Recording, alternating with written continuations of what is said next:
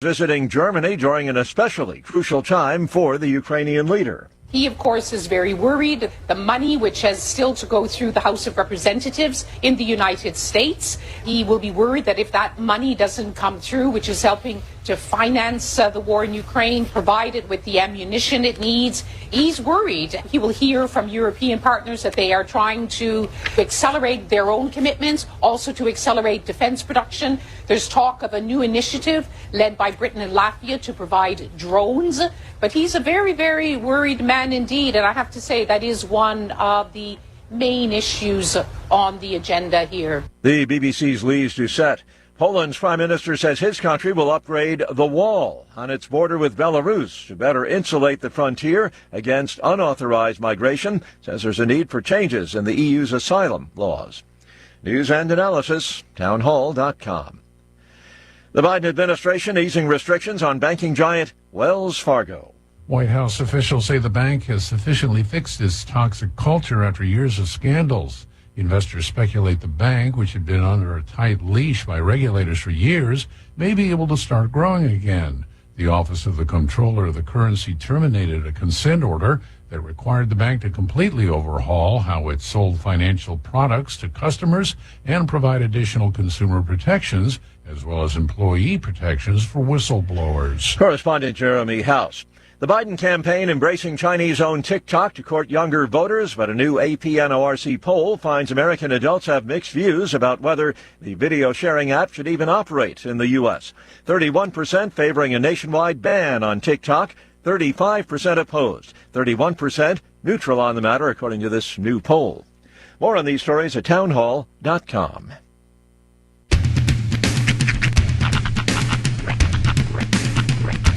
What in the wide, wide world of sports is going on here?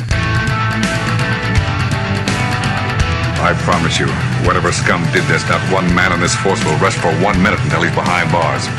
Now let's grab a bite to eat. Yeah, come on. I feel the hot wind on my shoulder and the touch of a world that is older. I hit the switch and check the number. I leave it on and then I slumber. I hear the rhythm ringing through it. Flamenco guitar and cumbia music. I hear the talking of the DJ. The travel listen, what does he say? I'm on a Mexican radio. I'm on a Mexican radio. Broadcasting live from high atop the J.P. White Building in downtown Roswell, New Mexico. It's Mornings with Mike Winters on 106.5 Roswell's Talk FM. Is that what I sound like when I talk? Now, here's your host, Mike Winters. And good morning, one and all. Welcome to Mornings with Mike Winters. I am he. That would be me, Mike Winters. Happy Friday, everybody. Welcome to it. We made it. It's Friday. It's sunny out. It's going to be a nice day. Happy Friday. First day this week that I did not have to scrape my windshield. Yeah, there was no scraping needed today. Boy, that was nice. Tomorrow, maybe, but not Tomorrow today. I don't have to be anywhere that early in the morning. There you go. So it's all good. But that was nice. Happy Friday, everybody! It is finally here. Yes. Feels like it was a quick week, but now that I look back, I'm like, I ain't gonna lie, Monday seems like a month. Monday does seem like an eternity ago. 8 miles ago. So, that's because a lot has happened in this week. Yeah, it's been kind of a full week. Yes. Here, so. We've had a whole Super Bowl celebration. Mm-hmm. Yeah, that was less than a week ago. Yeah. Feels like a month ago. I know. Remember the good old days when Mac Wahlberg was talking about putting ashes on people's foreheads and talking to them through the app? Yeah. The good that old was days. Wednesday. Yeah, that was. That seems like 3 weeks ago. I know. And yet, time still seems like it's flying all the time.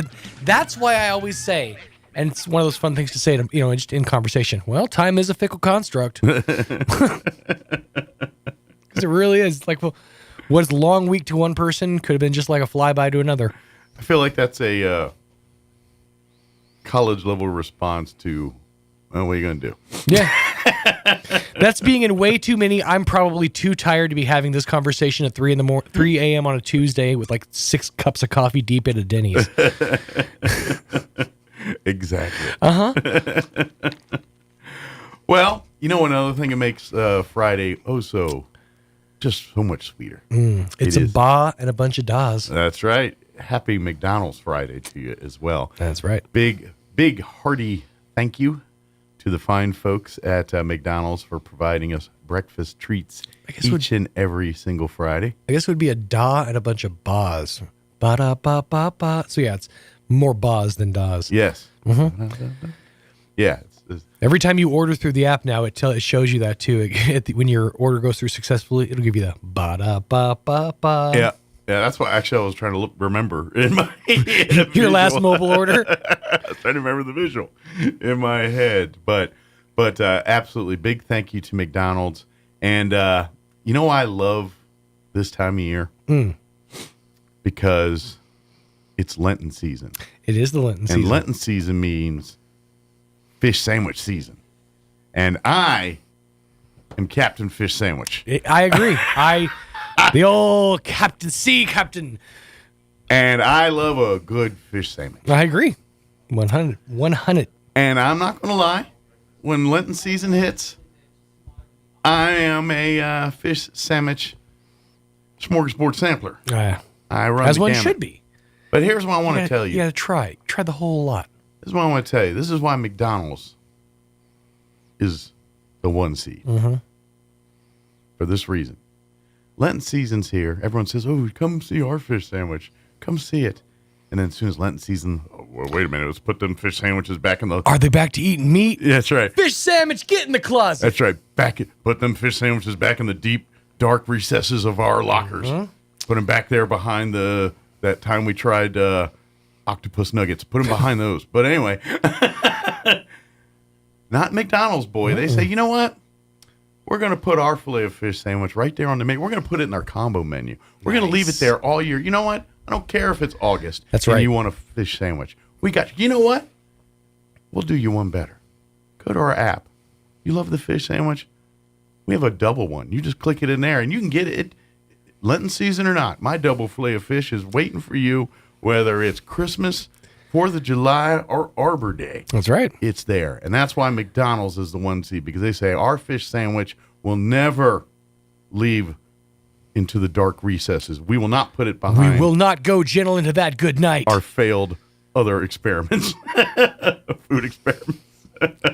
And not everyone's a winner. Some, it happens that way. I hear a lot of people say that we're in the darkest timeline, that we're living through is, like in the community reference, the darkest timeline. Yeah.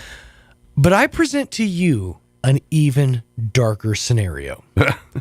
Happy Friday, everybody. Happy Friday, but no, this is all connected. This is all the red strings are behind me. I'm right. Charlie Day and Always Sunny. We could be living in a universe wherein the alternative sandwich at McDonald's to the hamburger, the chicken sandwich, could be the Aloha burger. Back in the 1970s, Ray Kroc was so adamant that the fish sandwich would not work on his menu that he bet one of his franchisees that his idea would work better. His idea was called the Aloha burger. It was simply a slice of pineapple with cheese on a bun. So we could, and sales tanked. But then the fish came along, filet of fish came along, soared. So they went with the filet. We could be living in the timeline where you would have to slum it with the Aloha burger. Just saying, that's the darkest timeline. Yeah, and that doesn't even, like, what was Ray thinking? Those things don't go together. Yeah. I mean, on a pizza, sure, but not American cheese.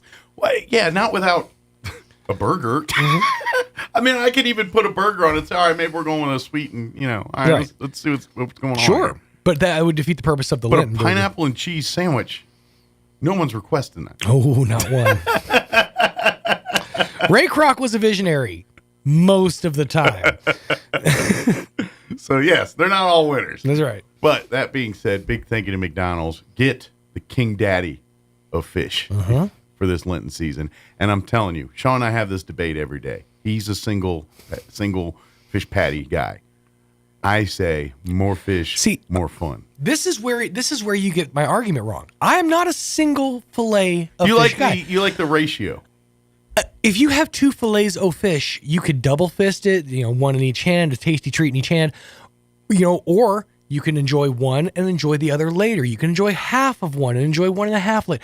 You're left with options. When you have 2 fillets of fish on one patty, I'm sorry, when a burger is stacked, a sandwich is stacked that high, you're going to not take a bite of it. You're basically cramming it into your mouth slowly. So by the end, it's kind of a jarbled mess. You can't really save it, do anything with it. And that's just it. That's not true with the double fillet of fish. It's not that tall. It is. Yes, it's bigger, but you know what? That's the part I love because I'll bite into it, and it's like going through layers of fish. It's like more fish. Oh, soft spot. Oh, more crispy. Oh, now soft spot again. Oh, more crispy. It really, the crispy to soft, crispy to tartar ratio is on point with the double fillet of fish. If you get 2 fillets of fish, then could you not, on a whim, make it into a double? Yeah, but if they're going to do it for me, why bother? Now I'm stuck with 2 buns. Yeah, but those are steamed buns. I know, but they're going to be tartar sauce on them. See, I literally can't use anything else with them. This is that school of more for my money that, like, I grown up, I was like, well, it's the 2 for $4 deal, where you can get the double fillet, and it's like $4.98. I mean, you go with 2 for $4. I love the double fillet of fish. It just, when I open it, it sits there and smiles at me. And I'm like, oh. And sometimes what makes it, you know what? I'll tell you this. You might want to send it back if you open it and it smiles at you. That's not done. You know what makes me extra happy is when they kind of catty corner the patties. Like there's like multiple corners. They do this thing. And then you see the cheese. Oh, yeah. I open it up and I see that. I'm like, it's going to be a good day, Mike. And I'm happy. So all right. Give it a dance. Make this season, give it a try. Do it for yourself. Get you a double and a single. Eat them. Maybe be real hungry that day. Yeah. And tell me which one was a more flavorful experience. I'm going to pro tip you real quick. All right. Okay. Because I'm a man. I've reached an age where carrying random bottles of things in my pockets, I'm not above it. So you'll find me randomly carrying a bottle of hot sauce or something. Next time you get a fillet of fish, add a little lemon juice to that. Oh, yeah. Just a little squeeze of lemon on top of that fillet. Lemon has always been a staple in the seafood world. It'll sing. That's like you just made your own makeshift po' boy. Yeah, it's a little cream and acid mixed together with tartar sauce. And by the way, I love because the guy that voices the McDonald's ads, he's actually if you ever seen Succession, he's the main dad guy in the TV show Succession. Yeah, that's the voice. That slightly British kind of. Yeah, that guy is the voice of the McDonald's commercials. Same dude. But I remember the other day I was watching the TV and they had a McDonald's commercial for the filet of fish sandwich, and he called it instead of tartar sauce, he said tartar sauce. It just kind of Brian Cox. I don't know his name. I knew his face. Logan Roy. I'm assuming that's him. He's the dad. Yeah. Yeah. So that's Brian Cox. Yeah. Huh. I did not know that. Although he is the voice of McDonald's. His face looks like his voice. Yeah. He is also, I don't know if he's still doing it, but he was the spokesperson for DirecTV there for a little bit. He was the guy sitting on your couch, like, why are you paying for this? He kind of same air about him. Yeah, this same guy. But anyway, the more you know. There you go. Brian Cox. Big thank you to McDonald's. Yes. Stop by any McDonald's here. Download that app. It is your friend. It is your compadre. Start accruing points and find the hamburger. That's right. Get you a free fillet of fish. Just order a couple times, free fillet of fish. 4,500 points. I've used that one quite a few times because it's that good middle of the road sandwich. You're not burning 6,000 points and feeling like, oh, there go all my points. But you're also not slumming it with a McChicken. It's right middle of the road. It is. It's cozy. It's the Goldilocks of fish. So big thank you to them. Let me give you the rundown for today's show.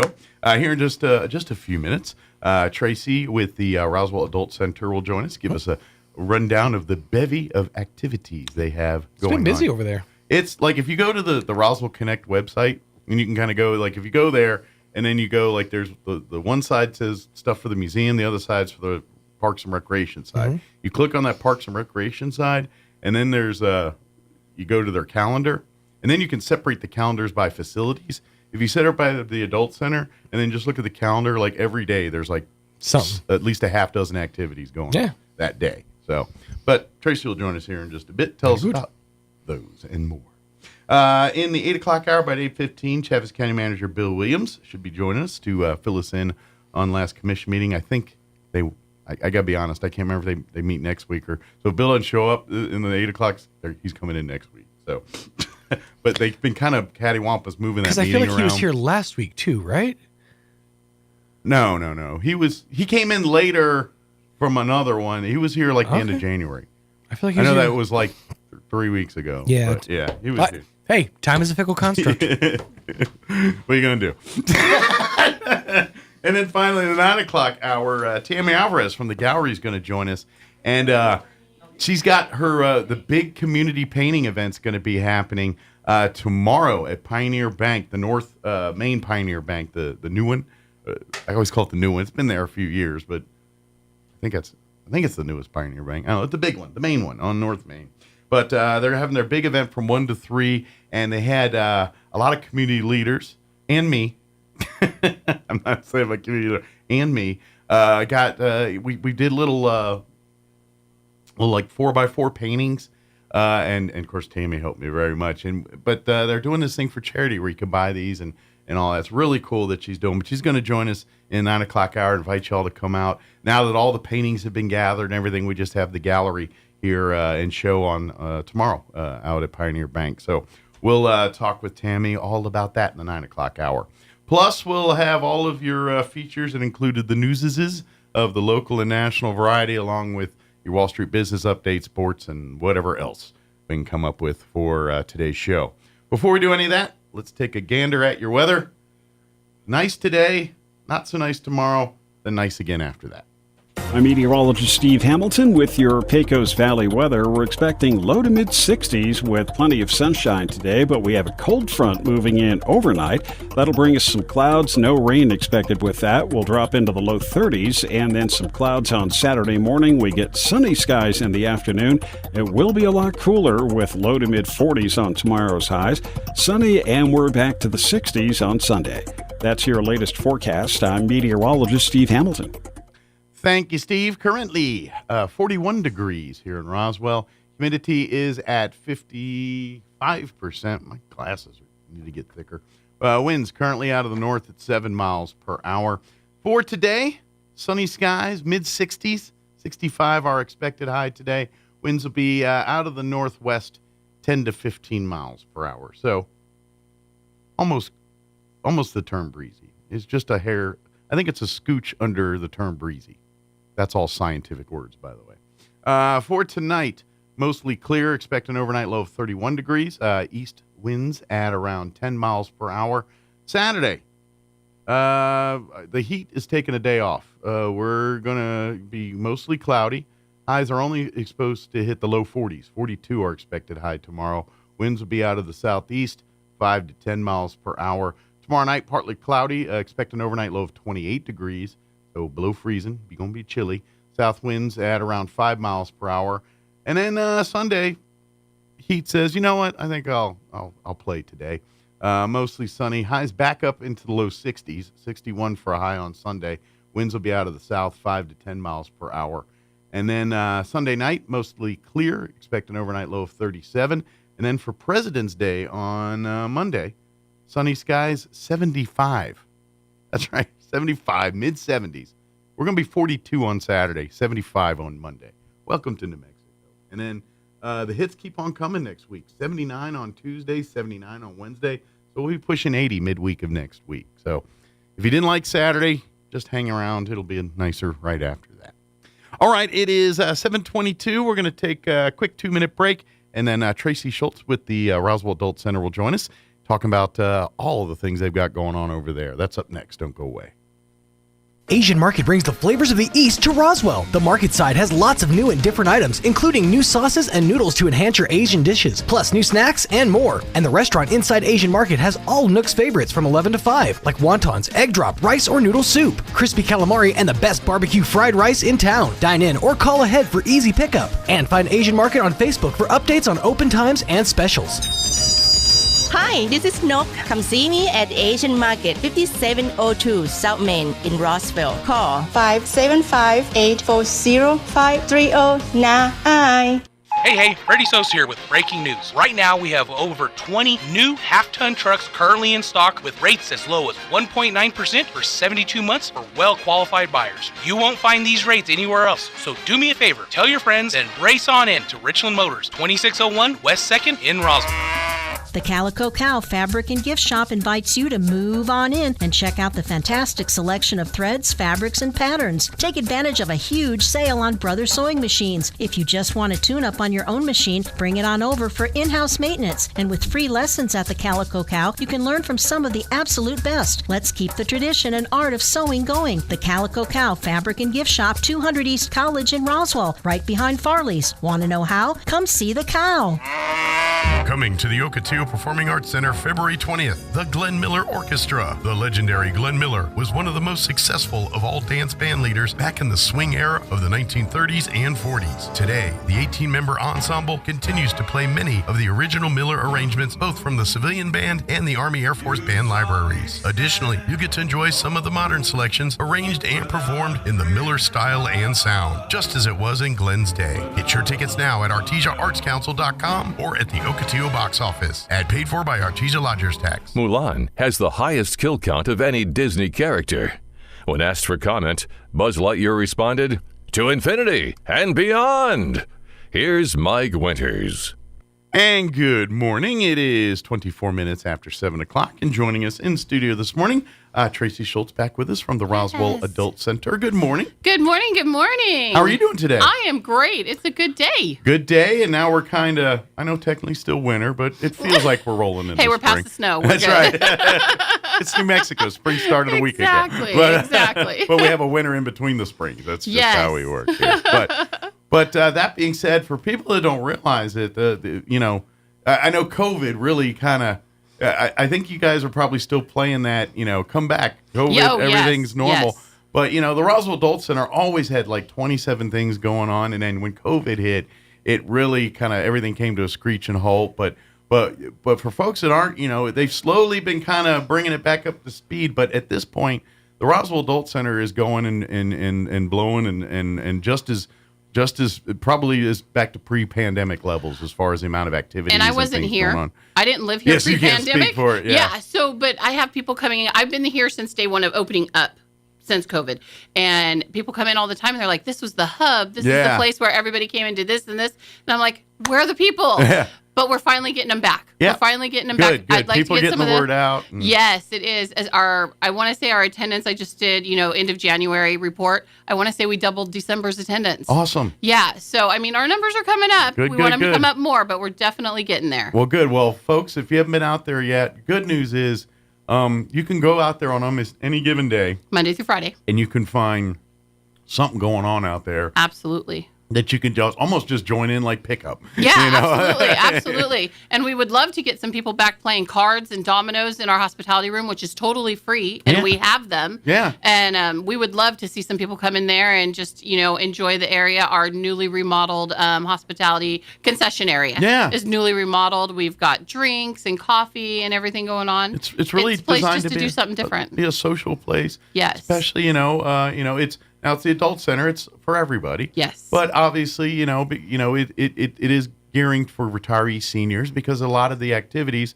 because they have the time during the day. Exactly. And looking for things to do. And rather than, in the COVID world, stay shut up and shut in and everything else, let's get out, let's get interactive. And we all know, as we all get older, the more active you stay when you get older, your mental health, your physical health, all of the above is in much better shape. So especially if you've got maybe family members that are spending a lot of time alone during the day or things like that, maybe get them involved out at the adult center or find something. Yes, for them we get a lot of calls with. from kids our age wanting to get their parents out of their house and stuff like that. And so we recommend come on in. We got the pool tables. We've got our stretching. We've got all of our fitness, and it's all geared towards anybody's ability. Absolutely. Anybody's ability can do something. And or if they're into creative arts and crafts and things like that, getting out, coming in, meeting new people, making friends, building a social life for them, and who knows?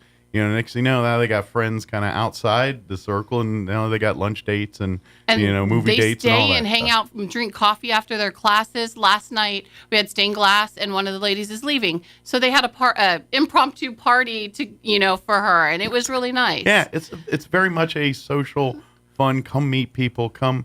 Everyone's just looking to, come and meet new people, have fun, and get involved with some neat stuff. And that's the cool thing. It's like lapidary. Like, these are things that you wouldn't probably normally think to do or try. Exactly. Because who's like just says, you know what, I always wanted to play with rocks one day. I just want to see what's inside.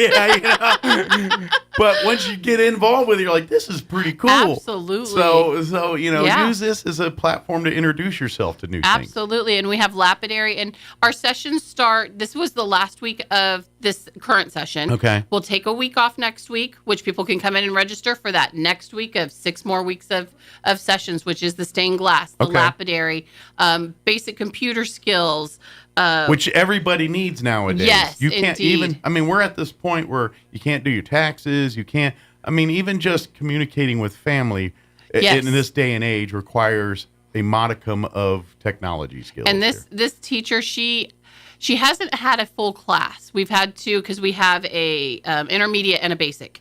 So we've had to combine them, and it's still not quite enough, but we let it happen. Okay. But she will cover what you personally want. If you want to bring in your brand new laptop that you need help with, she wants you to work on that. Okay. If She you probably need even help, help you set it up, navigate. She absolutely will. All right, here's how you set up your Microsoft account or whatever it is. Exactly. Yeah. She teaches you how to do an email. She teaches you how to have an email just for your social media.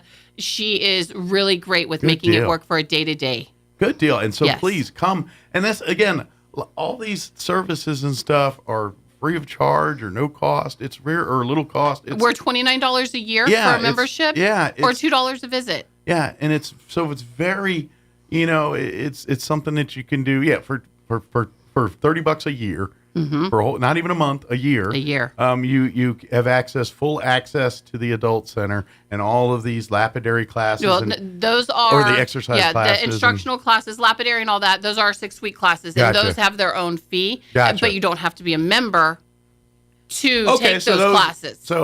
So you could do those separately and not technically be a member, but although that's kind of like going to McDonald's and just getting the salad and walking out. Like, you want to get the sundae Because if you get the membership, yes, you can have those bonus Big Macs on the side. Because you can come in for open studio on times when your instructor says, hey, I'm going to be here. And you can come in and not have to pay the $2. Okay. You'll have your membership to walk in and spend that time, extra time on your projects. Yeah. So. And so come see it. Now, there's so much going on. So I really, if you need help with this, take the computer class because it's worth it. But the city of Roswell, of course, they have the city website, roswell-nm.gov. That website is kind of, if you have city council, government, water bill, the library, actually, if you resources through that, that's where you go for that. The other website that Roswell uses is kind of their recreation and arts side of it, and it's roswellconnect.com. And you type in www.roswellconnect.com. The page pops up, and you're going to have like a left or right. The left side is the Roswell Museum stuff, I believe, and then the right side is the Parks and Recreation side. You click on the Parks and Recreation side, and that will take you to not only what is happening at the adult center, but the aquatic center, everything in the parks. Like if you want to reserve a park or a room, because we do room rentals. You can. If you want to reserve a room for a birthday party or quinceañera or whatever. Yeah, we've had weddings, we've had wakes, we've had funerals, family reunions. That was a lot of fun, actually. That one was a lot. There was some good food there that day. Crazy the family, the funny. I may not be related, but please. That's right. And so if you want to reserve these spaces, but also you can see literally, and what I like is if you go and you have to do a couple clicks, but once you get to the rec side, you can click on the calendar. Yes. And then you can sort it. There's a drop box. If you just want to see what's happening at the adult center, you hit the drop box, and you can even separate it by room. So if you're like, I want one of the rooms there, you can. But there's also one for the entire adult center, so you can see all the activities each day going on at the adult center. And like I'm looking right now, and on every given day, there's at least 6 or 7 events Monday through Friday. Yes. From 8 to as late as 5, 6 o'clock in the evening. Yeah. So. And Tuesday and Thursdays we're open till 8. So Tuesdays and Thursdays we don't open till 10. Okay. And then just because of our staffing, we have to do that. But 10 to 8 so that we can have some evening classes. And so that's what we do on Tuesdays and Thursdays. We have stained glass. The ones that are more instructional Gotcha. are Tuesday night. And I think Tuesday and Thursday. And this is where maybe you can, but like you can also, because you're talking about like you can sign up for the adult center too. But I know there's different levels and passes. Do they have one that's like all encompassing where if you want to go to the aquatic center, the adult center, yes. You just flash a card and you're going to any one of the facilities there. So we have our adult center membership that's just for our building, right? The $29. But if you join the aquatic, that covers us. Oh, okay. Because theirs is just a little bit more because of sure. the pool and so all you of that access. access. If you want access to the pool and the weight room and all, then you get the combination. Basketball courts, and we can do it at either building. Okay. You can be in either building, and nice. we can do the memberships. And that's not a bad idea because. No. Like if you want to take some of their slim classes, or especially for seniors and the motion classes and all that, that's all over there. They've got, you could start out at the adult center taking some of the exercise classes there, and then if you're like, I'm ready to work with weights or get into something a little bit. Well, you can still stay at the adult center for that. Yeah. Or if you want to get a little more intense, or do a like the P90 or some of the other more high impact stuff, that's all there. And I love it over there because whatever your workout like mindset is, whether you like old school medicine balls and ropes and like Rocky style equipment, they got it all there. But if you're like, I want the fancy, all right, I'm gonna date myself, but like the Russian in Rocky IV, he's got all the computers and the things hooked up to him, and then Rocky's like in the basement. They got like both levels of that. They've got now it's a little bit more high tech than the 80s Rocky version, but you know what I mean. They got they got the latest in all the exercise, the treadmills, treads, the ellipticals, the equipment, the things that monitor everything and can tell you what you had for lunch last Tuesday and all that good stuff. Your incline will cut you at this for this amount of weight for this amount of calories. Yes, yeah, they got all that. So if you're looking to kind of fully encompass, go check out and they'll be happy to give you a tour and everything. If you're like, absolutely. Hey, I want to go to the adult center, but I'm thinking about doing and say, can I look? They'll be like, sure, let me take you a tour. Absolutely. I'll show you the pool area, the locker rooms, the acres of basketball courts, and all the other stuff that goes on in there.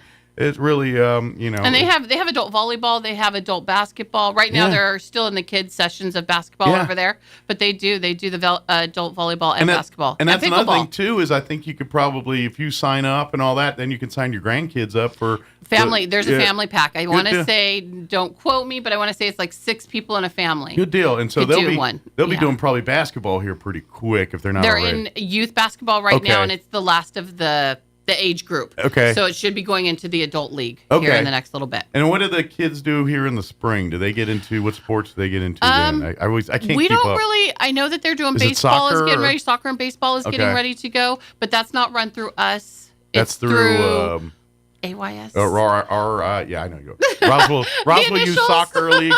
RYSL. And I know that they're getting ready because they actually had a training session with us at the Adult Center a couple weeks ago. So they're prepping their coaches and everything for that. Deal. Yeah. Well, excellent. Well, yeah, but that's the thing too. If you have questions about anything recreation in the city, don't hesitate to go to the Adult Center. Oh, absolutely. We'll call and find out. If we don't know, we'll get you the answer. If it's not directly through their programs, they will help you find out who is, because there's a partnership with all of our parks. And same thing too. If you've got museum questions over there, they'll be happy to find that answer out for you. And zoo, not a problem. Zoo as well too. Absolutely. Yeah, anytime you want Zoo Pass, all that, Roswell Connect.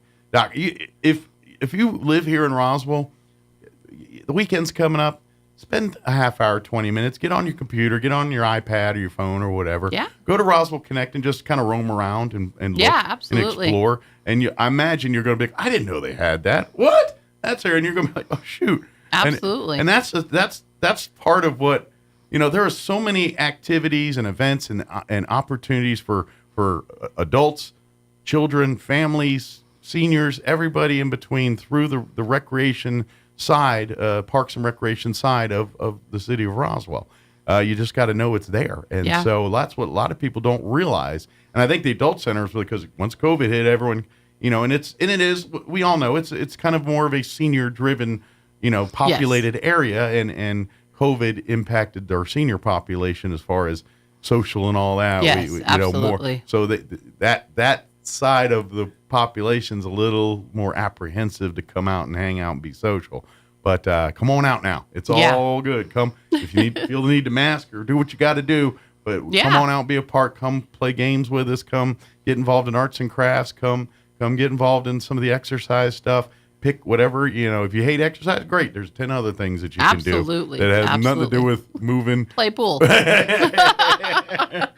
play pool. Yeah. And to be honest, too, if you got something you'd like to see there, if you have a group of friends that say, hey, we all love playing Pinochle on Tuesdays or whatever, we got a Pinochle group. Perfect. I would love that. We have a backgammon group or whatever it is, whatever your Trivial Pursuit. I don't care. Whatever it is that you're into. Maybe it's we all love to play Mousetrap. Sweet. Come on down. And we have board games. We have them. We have the original Trivia Pursuit. Nice. The blue box. Nice. And that might be worth money. Be careful. Hold on to that one. Exactly. Yeah. So we have a room full of board games. We have cards. We have dominoes. We have it all there if you want to just come down, sit at a table, and maybe somebody will join you or bring your friends and do it, have a night. Exactly. Or maybe, you know what, that's a good idea. Maybe you have like a unique thing you do. Just come down there and start doing it. Maybe you create a following, I mean, if you're like throwing hatchets and stuff, maybe leave that at home. But maybe you have arts and crafts or something that you like doing. It's kind of something that other people could do, and you do it. Just come on down and start doing it. Absolutely. People are like, what you doing there? Yeah, go on, making cards or doing this. Come on. We have a couple ladies that come in on Thursdays. I want to say Thursdays, maybe Tuesdays. Anyway, they play Mahjong. Okay. And they want people to come play with them. Yeah. They have extra pieces, extra whatever it is, tile setup things. I know someone's listening right now. Oh, Mom always plays Mahjong. Or I know someone plays. I don't tell them about this. Absolutely. Yeah. These ladies are amazing. They have about 4, and at one point they had 6 coming. So they always welcome new people to come in and play with them. So and again, that's part of this too, is the Adult Center is for the community. Yes. So it is also, the content is dictated by the community. So if you're wanting to see things, maybe there was things that was tradition there that aren't now, that you're saying, we need to bring that back. Come talk about that. Absolutely. Let's game on. Tracy's exactly wanting to, bring this to it being the hub, the glory days, everything that I hear about. I would love that. The place for the scuttlebutt and everything that's going on. Yes. We've even we got the pickleball courts coming. I mean, that's a pure example. We have a group that meets at the Aquatic Center. I want to say they're almost every morning at the Aquatic Center. Big, huge group. Now we're having courts built at the Adult Center. When that happens, that might be that tip you over the fence, because pickleball's all the rage right now. And it's at all levels, seniors to younger folks are now getting into pickleball. And I had no idea. I had to YouTube it. Yeah, it is. And it is serious business. Yes, it is. The players that play, it's not, they have fun and everything. But but I came in one time joking, and I was like, this is not the place for this. No. They take it very serious. They went down like, pardon the pun, but a fart in an elevator. They did not go down good. Yes, indeed. Yeah. So, but it is very popular. So once word gets out, like, pickleball courts over by the Adult Center, the crowds will come. If you build it, they will come. We're already getting calls. How many and what's going to look like? And so we'll have electricity out there for night play. We'll have 2 are going to be covered. And you know what that means? They'll probably start having real organized pickleball leagues and things. That's what I'm hoping. Once the facilities are there, then they'll start organizing their tournaments or brackets and leagues or however they're going to set that up. And we'll have we actually are going to have lessons. Okay. So we will have lessons. We're not sure yet. I still got to get an instructor, but we will have lessons when the courts open up. Good deal. So, my in-laws, they've been pickleballers for years. Really? They live in Albuquerque, but they've been playing pickleball for at least 10 years. Yeah, when I was watching the YouTube thing, it kind of gave history. It started on the East Coast. Yeah. And just kind of gradually became the thing and moved out west. And that's a bit like, I was telling my little jokes and all that. That was about 10 years ago. Because in my in-laws, they had a little vacation place down in Mexico. And so we were down there. But they had, and that's where they played pickleball, because it's all seniors. It was kind of it's just a clique of, I would say, retirees. But they just it was a bunch of Americans in this little area. And so they had pickleball courts there, and so they would play pickleball, and it was a whole. And I was like, and they were like, "Hey, you want to come watch us play?" But yeah, sure. And that's why I went down there and I started making jokes because it was like Minnie and all this. And man, they cut me them They're looks. like, no, just sit over here and shut up. And but it was serious business, and these Yes. folks were playing, and it was like you remember when you're kids, you play ping pong, and then everyone got kind of mad at each other because somebody stopped spinning it or something. It was very much like that, but more adult. It wasn't like I know you are, what am I? But it was almost right on that cusp of. you all might right, now have you hurt their get feelings juvenile. a little bit if you kept going. But it was serious business, though. But Yes. that's so. But yeah, so if you're interested, if you're a pickleball player or interested in pickleball, hold on to your seats because pickleball will be coming to the adult We center just have here. to wait until the weather is a certain temperature for 5 days straight for them to lay that final seal. And so it'll be sometime in spring. Yeah, well, as I say, you like this. Well, look at this week. We never know 60 5 today, days straight. 42 tomorrow, 75 on Monday. Exactly. I had a lady call and she's like, "So when?" I don't know, ma'am. I can't tell you the weather. July. It'll be every day. Will be 137 by then. Exactly. So the lights will be out there. Everything will else be to go. We just won't have that final seal. The court, the actual stuff on there. But please go. Come for a tour. Come see the facilities. Absolutely. Maybe if you're not reading all this stuff, just come on down to the adult center. Say, hey, I heard you on the radio this morning. I just kind of want to see what's going on here. And yes, thank you. We did have a lady actually last week who said she heard us Before, when we were on last time? before. Oh, good. Yeah, and she unfortunately had a stroke between then and now. She came in because she needed a stretching class because she needed something to get her going. Good. Well, it was amazing. We're ready to help and ready to get those. And so please, folks, if you're looking, I'm telling you this for your own mental health, physical health.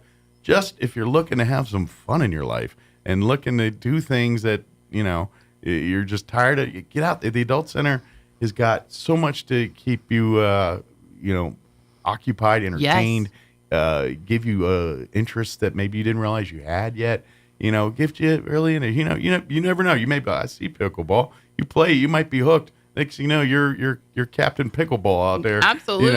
I'm organizing the league.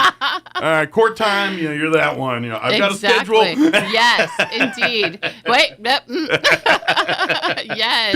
Exactly. Or if you just want to come people watch and just hang out and socialize Sure, with people. come meet people and come have a hang cup out of and sit in the coffee pool room and talk to the guys. Yeah, absolutely. So you got the kind of snack, hospitality. Come have a cup of coffee or sit back and bring your friends, have a chat. Or you know what? Maybe you're a crafter yourself. Maybe you're at home and you're doing your cross stitching or crocheting or sewing. The machine gets a little bulky, but if you're doing some like hand stuff, things like that, bring it on down with you and come we sit. Have a next sewing thing you know, class. Yes. Next thing you know, you might be, I'm a crocheter too. And now you got a crochet club sitting there there every Absolutely. Tuesday or something like that. And like outside stuff, roller skating. We did have a roller skating class. We don't now, but some of them still come on what we would say like open studio time. Well, and if the gym's available, they'll go in and do some laps in there. Good deal. And I know, also the city's partnering and working with, they've got some grants where they're working on a skate park Tori here. and Geneva. Yeah, they're absolutely. coming on next week on the show. Nice. But that's kind of a kids and adults and everything. Yes. But, seniors, but it's all forms of skating. It's not just the ramps and Tony Hawk stuff. It's, roller skating, when they had the and class, they taught literally how to fall down properly. Yeah. It was amazing to watch their class. So if you want to if you want to gear up for some more of that, I just inside place to warm and still do some laps. Those activities are getting more popular in our community right now. So for sure. So again, use the adult center as a springboard to yes, that. indeed. So. But again, RoswellConnect.com is the website. You can go everything you want to see, everything when it comes to the recreation side of the city of Roswell, from everything at the museum. Like if you want museum passes, which I highly recommend you check out, become a member there. If you want to know dates like the free Saturdays for like at the zoo and at the museum, things like that, that's where you go and learn all that information. Yeah. If you want to get your passes to the adult center, to the aquatic center, and the adult center. If you want to become all of the above, friend of the zoo, all of that is right through Roswell Connect there. And I highly recommend you just go get and kind of, if you need a little help, call and they'll be happy to navigate you through it. But, Absolutely. so Give me a call. I bring will up that calendar and then you can print it off and then you can just put it on the fridge and say, all right, Tuesdays, that's the day we do crochet or whatever it is. Yeah. Yes. Or if you have, we get people in who have problems navigating the computer. Come in. I'm more than welcome. I will walk you through. Yeah. I will give you it. I will do it for you on my end if that's what we need to do. And I understand because I am a 50-year-old man myself, and I look at that screen and I'm like, yeah, my eyes need a little help on this one. And yes. So I know someone who's worse off than I am is probably cussing at that thing. Right? I work with that program every single day, and I still have to navigate it. Sometimes go, wait, how did I get to that last time? Yes. So your pain is felt. Yes. But Tracy or one of her staff will be happy to help you navigate through any of that stuff Absolutely. Too.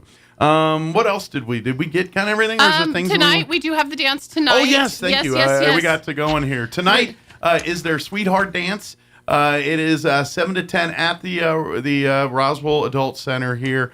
Cibolo Springs will be your performers. They do a little bit of rock and roll, country western. Yes. So think of everything from like the Big Bopper Elvis to Hank Williams. A little bit of everything in between. This will be my first time hearing them, but and I've talked with Bob and Cindy, and I think she does more of the 50s rock and roll stuff. She's like, she was an entertainer in Vegas. She won like Entertainer of the Year in Fort Worth years ago, and they're both very talented singers and musicians. Nice. They have kind of a bit of a following, so they're going to be out tonight. They're going to have, I think it's $5.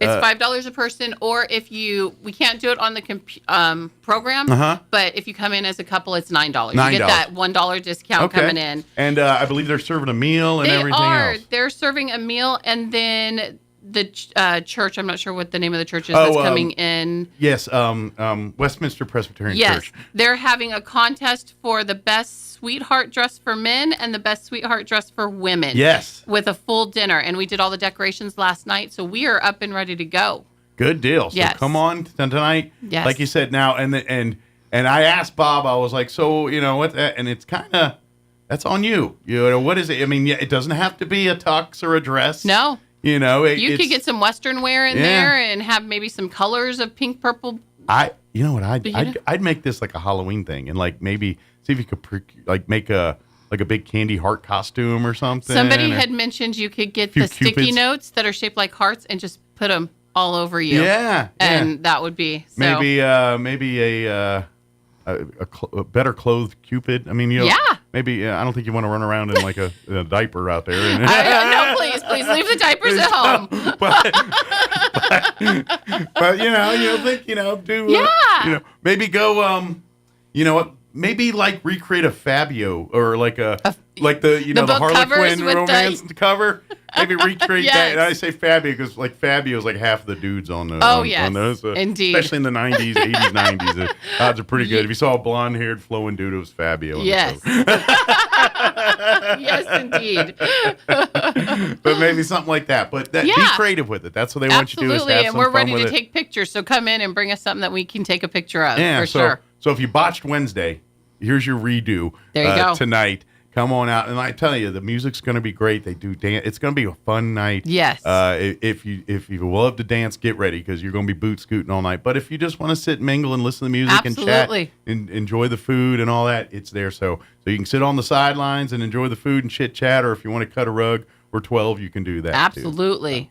It's a lot of fun, but it starts at 7 tonight. It does. And it goes till about 10 or so? Yep. Yeah. Till 10. And just $5 per person, $9 per couple. And that's a full dinner and everything. Exactly. You can't even get like a sandwich at a fast food joint for $5 right now. And from what I understand, what they were talking about, that food sounds pretty good. Yeah, they usually do. Every time they do it, it's whether it's like a chicken dinner or like a brisket dinner. Or I'm excited. I'm excited to see this. Every time he's got I don't know if he's got like a basement with these chefs. He keeps them in and he just, all right, your turn. I don't know how that works. All right. Well, we'll find out though. I'll bring the secret in next time. All right. Very good. Excellent. But so come on out. That's tonight. Okay. And again, RoswellConnect.com is your resource to see everything, not only going on at the Adult Center, but everything recreation side here in the city of Roswell, too. And if you have any questions, don't hesitate to call the Adult Center. What's the direct number to the Adult Center? We are 575-624-6718. Very good. And it's either me or Damien that's going to answer the phone, and we will answer any questions you got. Yeah, and I think if you really call if you call City Hall, they can They absolutely can. Yeah, they can transfer you. So if you don't know or you blank at the moment. 700. Yeah, and you don't, I know this City Hall number. They call it, and you can patch me over absolutely. to the Adult Center here. No absolutely. Problem. So, but get involved. For those people that say there's nothing going on in this town, you're wrong because your head's stuck in the sand. There's absolutely. Almost every weekend and every week, there's a bevy of events and activities. I can think of at least 2 or 3 tomorrow alone. So father-daughter dance last week. Yeah, that was amazing. Sean and his daughter, that's their annual tradition. They go, nice. And so every year they'll go to dinner together. Now it's his daughter loves chicken nuggets, so it's always McDonald's. It's that's their level of fancy. And then they go right to the dance and we had so much fun, and to see those little girls come in all dressed up, and even the older girls. We had, surprisingly enough, some high school girls come in with their dads. Oh, cool. We had big brothers bringing in their little sisters. It was super cute, and we had almost 400 in attendance. That's cool. Yes, Love it was that. That's very great. nice. And what I like what Sean did because they have a daughter and a son, and so the mom took the son and made it kind of the mommy son day, and they went and I think did movies and perfect. So it was kind of daddy daughter day, and they went to the dance and had lunch and a dance, and then dad or mom and son went and did their thing. So they that's made it so nice to hear. That's awesome that families there's still family that do stuff like that. Yep, absolutely. It's amazing. It's absolutely awesome. So get involved and if you need help, and don't forget too, if you've got events for yourself, birthday parties, things like that, you need one of our parks, you need the Adult Center or one of the And I do facilities. all of those. Everything you just mentioned is through me. So you put a request in online. Yeah. I'm going to be the one that contacts you back and say yes, no. Yeah, like if you let's ever have a party. If you ever drive by Coon Park on a Saturday and you see folks out there with the jumpers and everything, you can do it. You just contact the Adult Center. Yep. Tracy can get you booked for the dates and times and make sure you don't step on each other's toes with multiple jumpers and multiple spots out there. Absolutely. Because the person with the permit's going to get the place. So you got to make sure you get that permit. He who follows the rules is the one who gets to play. Exactly. Very good. Well, as always, thank you, Tracy. Thank you. Thank you so much. We'll see you here next time. All right. And anything else we could do, let us know. Sounds great. Good deal. All right. It is 7:55. Let's pause for news. And your Kim Commando update. Don't go away. Now for your Pecos Valley News Update. I'm Jared Cirillo. We begin with some traffic information in Roswell. Street pavement improvements taking place in the Country Club area of East Roswell beginning on Tuesday. The contractor will be milling and repaving during the project, which is estimated to last until the following Monday, February 26th. So the pavement work will be on Bent Tree Road between Fairway Drive and Briarwood, all of Autumn Wind Place, and all of Briarwood Place. New Mexico's Democrat-led legislature delivered on a handful of the governor's major priorities this week in her calls for public safety reforms, gun control, housing construction, and the use of incentives to forge new solutions to climate change as lawmakers adjourned their 30-day annual session. Democrat Governor Michelle Lujan Grisham praising a trio of public safety bills banning some guns at voting locations, extending a waiting period on gun buys to 7 days, and giving judges an extra opportunity to deny bail to defendants charged with new crimes while already awaiting trial for a felony. You're up to date. I'm Jared Cirillo. I get asked this all the time. Kim, how the heck do I get rid of all this email spam? I'm Kim Commando. Get tech smart with my free newsletter at getkim.com. Before you spend time clicking unsubscribe on your mountains of email, a warning. You're setting yourself up for more spam. With reputable companies, clicking unsubscribe should do the trick. They're following email marketing regulations, which gives recipients the right to have them stop emailing you and spells out tough penalties for violations. But what about those random, out-of-the-blue spam emails from who knows where? Clicking unsubscribe on those is like waving a big flag saying, hey, this email works. Send me more. So what should you do? If the email's from a place you trust, a store you shop at, or a newsletter you signed up for, go ahead and do hit unsubscribe. Can't recognize it? Don't click unsubscribe. Instead, mark it as spam in your email app and delete the message. Join 500,000 folks who get my free newsletter. You can sign up right now at getkim.com. Going online without ExpressVPN is like using your smartphone without a protective case. Most of the time, you're fine, but all it takes is one drop to make you wish you had protected it yourself. Every time you connect to an unencrypted network, your online data is not secured. A hacker on the same network can steal your personal data. It doesn't take much technical knowledge to hack someone. A smart 12-year-old could do it. And your data is valuable. Hackers can make thousands per person selling personal info on the dark web. ExpressVPN creates a secure encrypted tunnel between your device and the internet, so your data can't be stolen. And it's so easy to use. Fire up the app, click one button, and you're protected. It works on all devices, phones, laptops, tablets, and more. Secure your online data today by visiting expressvpn.com/Kim. That's expressvpn.com/Kim, and you can get an extra 3 months free. expressvpn.com/Kim. It's time for the Chaves County Sports Report. The games were pretty darn close last time, so I wouldn't expect anything different this evening when Roswell plays host to Carlsbad in a girls-boys doubleheader. Starts about 5:30. Roswell, the girls are 1-3 in district play, but can move into a tie in the standings with Carlsbad, which is 2-2. Overall, Roswell's 11-12. Carlsbad's 14-10. Carlsbad beat Roswell by 3 points on February the 2nd. Meanwhile, the Roswell guys last won the contest by 2 points back on February the 2nd. Tonight, Carlsbad comes in with a 1-3 record. Roswell is 2-2 in district play.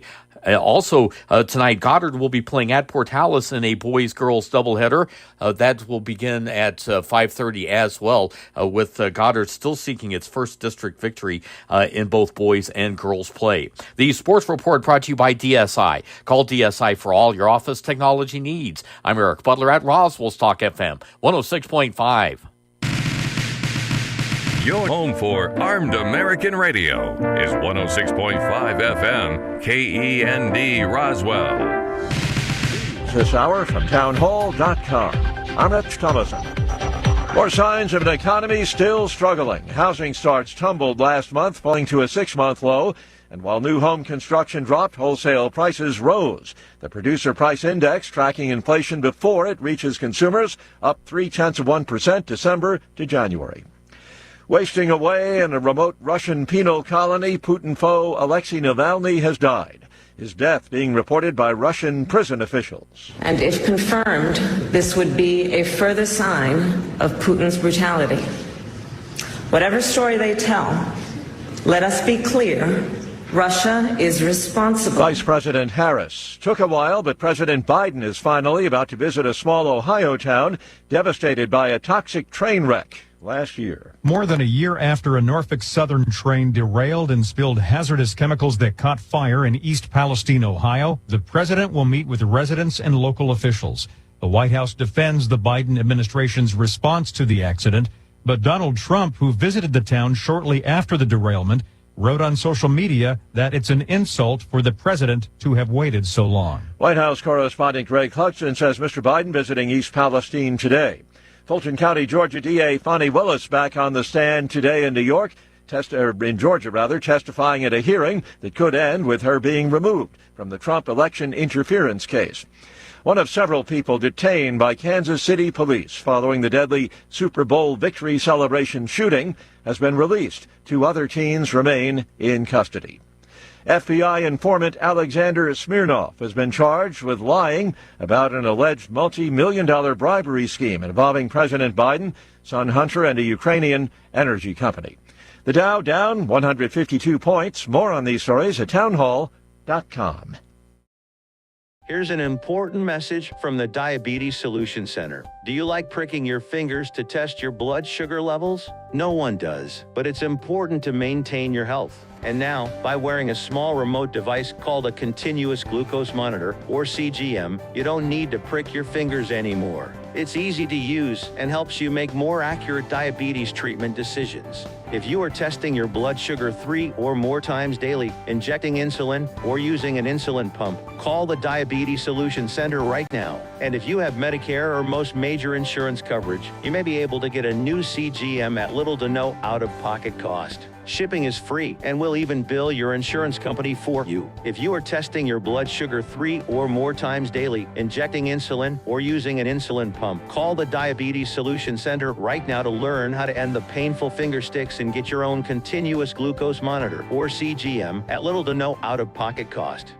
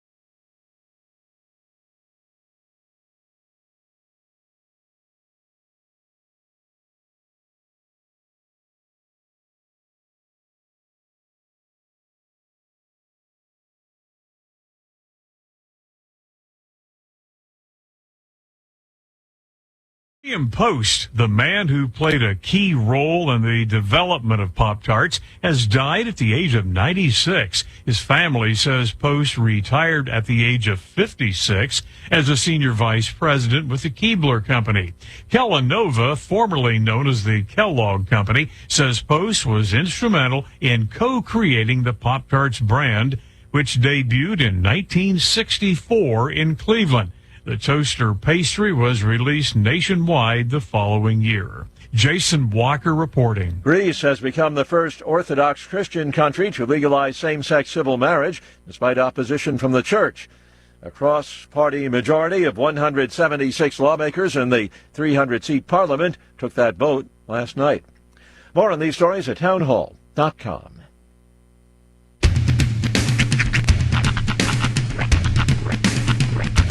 What in the wide, wide world of sports is going on here? I promise you, whatever scum did this, not one man in this force will rest for 1 minute until he's behind bars. Now let's grab a bite to eat. Yeah, come on. I feel the hot wind on my shoulder and the touch of a world that is older. I hit the switch and check the number. I leave it on and then I slumber. I hear the rhythm ringing through it. Flamenco guitar and cumbia music. I hear the talking of the DJ. The travel listen, what does he say? I'm on a Mexican radio. I'm on a Mexican radio. Broadcasting live from high atop the J.P. White Building in downtown Roswell, New Mexico. It's Mornings with Mike Winters on 106.5 Roswell's Talk FM. Is that what I sound like when I talk? Now, here's your host, Mike Winters.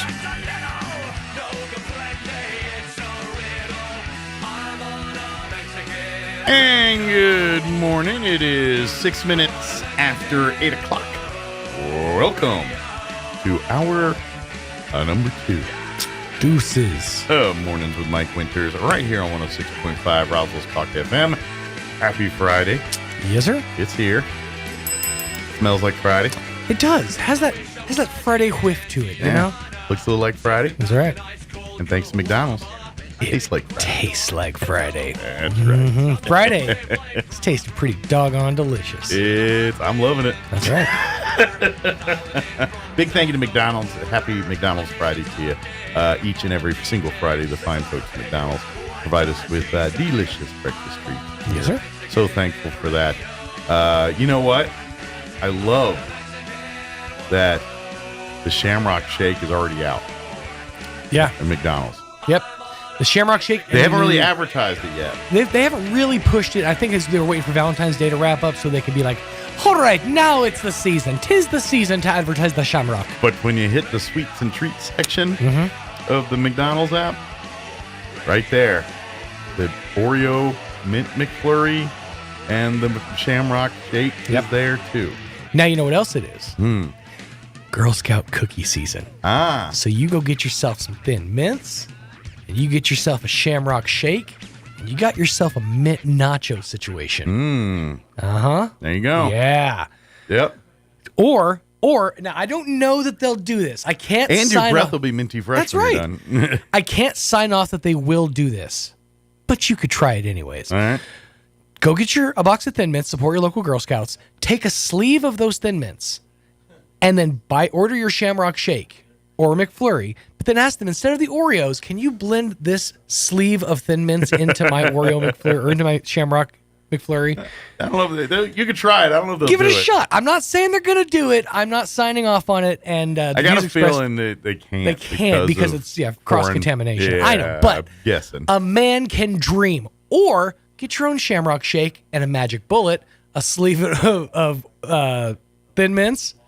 I'm talking to you, Roy. Yep. DIY. That man has pretty solidly commandeered my magic bullet at this point. Has he? Yeah. Well, I was thinking about it yesterday too.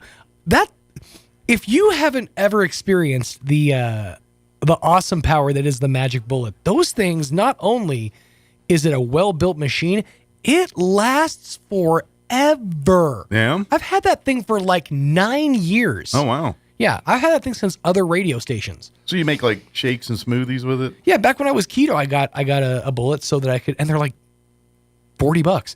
But back when I was keto, I got a bullet so I could blend up my bulletproof coffee. Mm-hmm. And I haven't done that as much anymore. So what's Roy make with it? Just curious. He just mixes. I think he mixes his coffees and whatnot. Okay. Well, I'm just all right. I love chocolate milkshakes. Mm-hmm. Who doesn't? Secret's out the bag. I know. But shot this just in. Would that be a good product for me if I wanted to make like 100%. Scoop of ice cream. I don't want to bust out this big old blender and all that cleaning. Scoop ice cream in. Squirt of chocolate sauce of your choice. Hershey's or get fancy with it. Go fudge. In. Turn put the lid on. Bullet over. 10 seconds of just solid blending, or 1, 2, 3, 4, 5. Let it up. 1, 2, 3, 4, 5. Let it up, and you got yourself a shake. Add a little milk to thin it up. Add a little milk. You want to add some milk to thin it a bit. My wife and I could do a little shopping this week. There you go.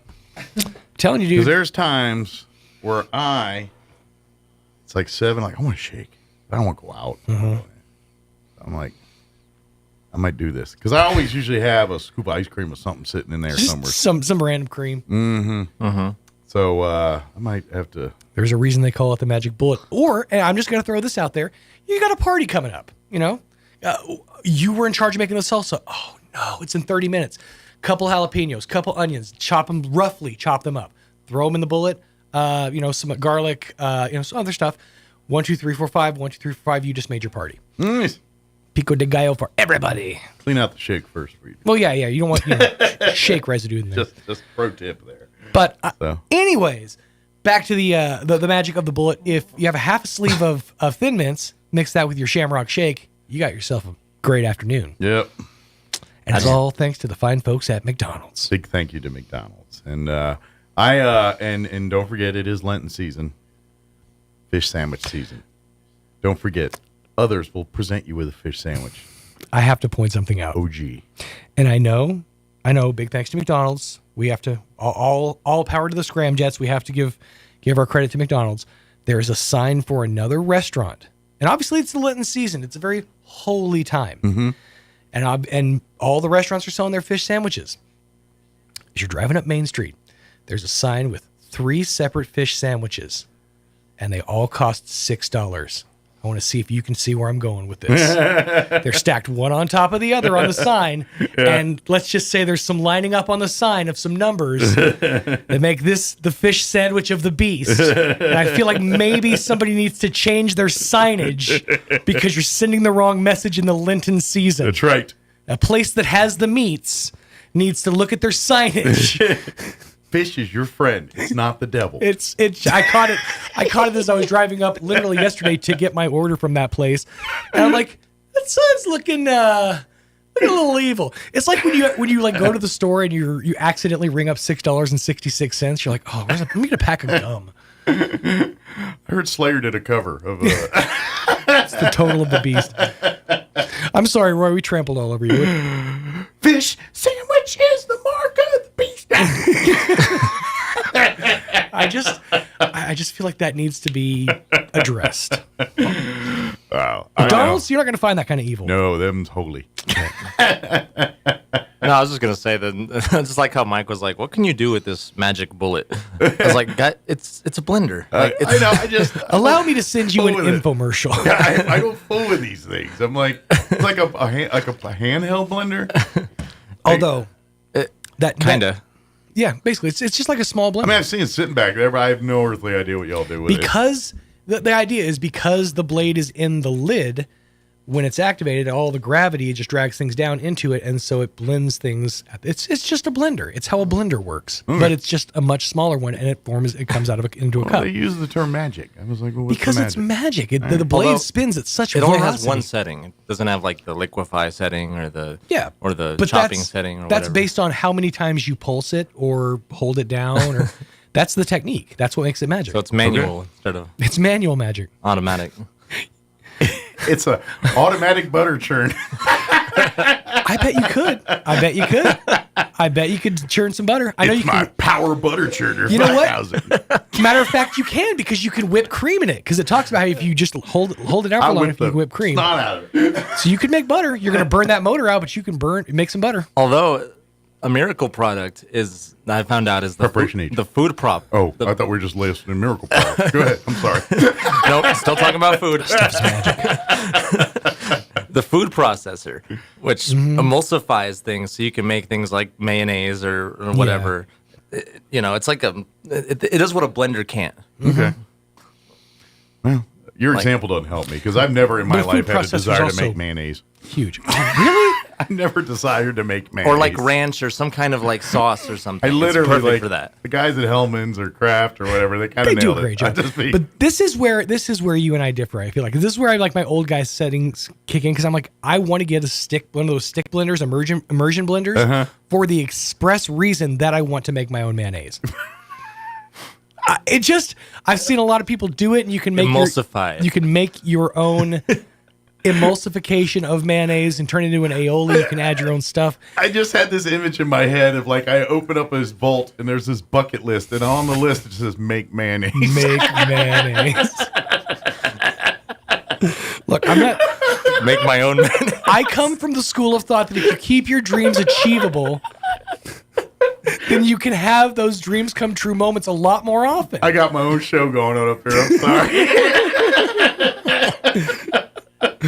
I was like, I've always wanted to make my own mayonnaise. I've never heard that statement come out of anybody's mouth. Well, I'm glad I could be here for that experience. I'm sorry, Mike. You haven't lived then, honestly.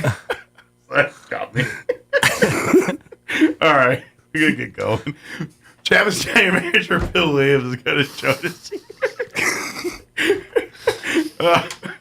Sorry, it got me. All right, I'll calm down. All right, I need to do some weather just to take a breath. Recollect. Thanks, McDonald's. Hey, they make their own mayonnaise. All right, it's 8:16. Here's your weather.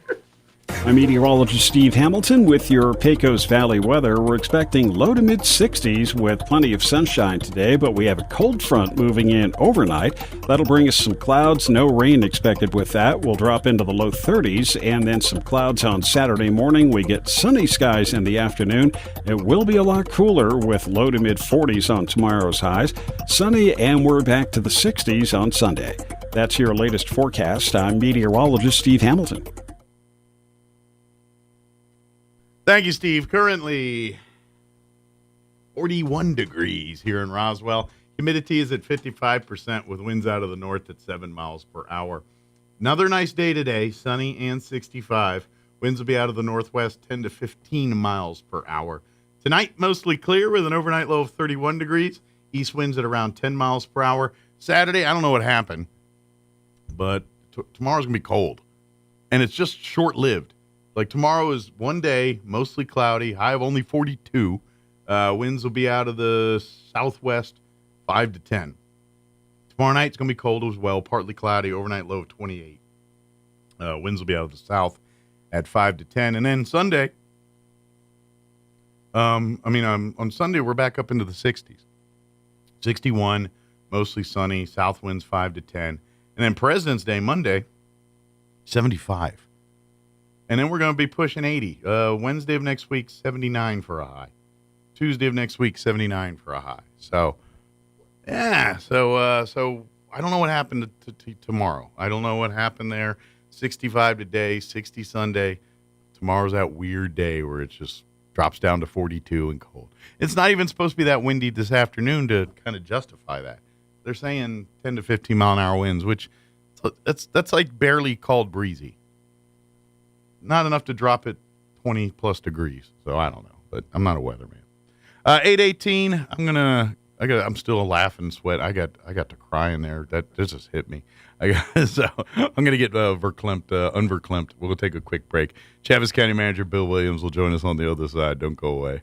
Foot and ankle problems are often agonizing, but they don't have to be. At Artesia General Hospital, we're passionate about helping every patient return to optimal mobility with confidence and comfort. Our board-certified podiatrists, Dr. Jennifer Chow and Dr. Michael Krupa, provide a full spectrum of services ranging from routine foot care and pain relief to customized treatment plans and leading-edge surgeries. Visit artesiageneral.com/foot care to request your appointment today.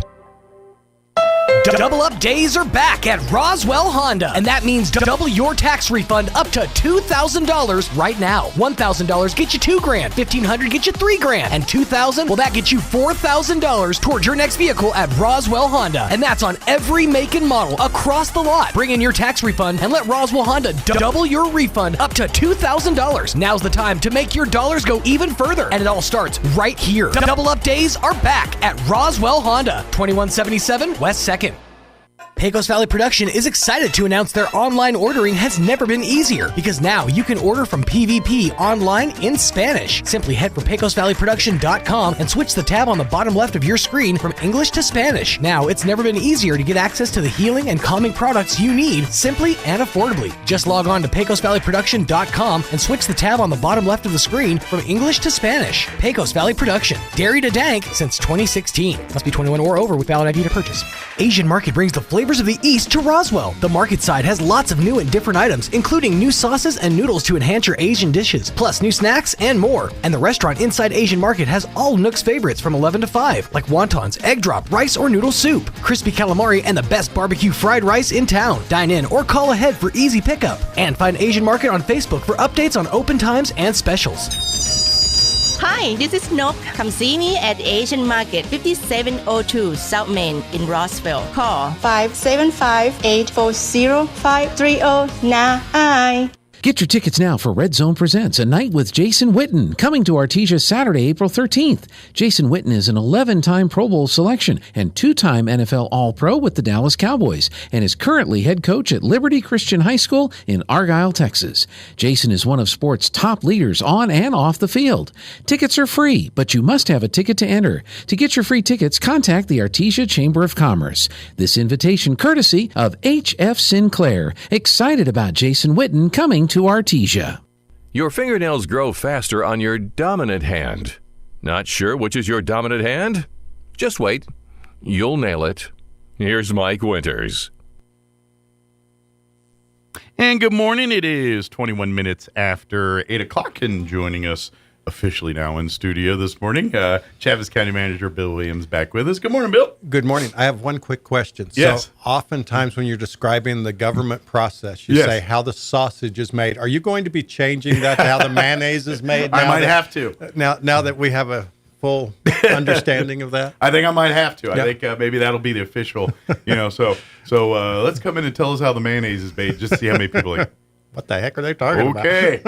We'll just go with it. So But yeah, maybe that's something we'll do here. So, of course, folks that aren't aware, Bill meets with us once a month, usually right after Chaves County Commission meeting, to give us the highlights and obviously talk about what's going on in Chaves County here. And now that we've wrapped up maybe the legislative session, right. I guess officially have. Whether they're coming back is debatable. But so I imagine it's probably a pretty busy time for the county and just kind of sorting out what came from there and the regular county commission meeting that they got to do anyways. Yeah, typical thing. There was some good and some bad, and at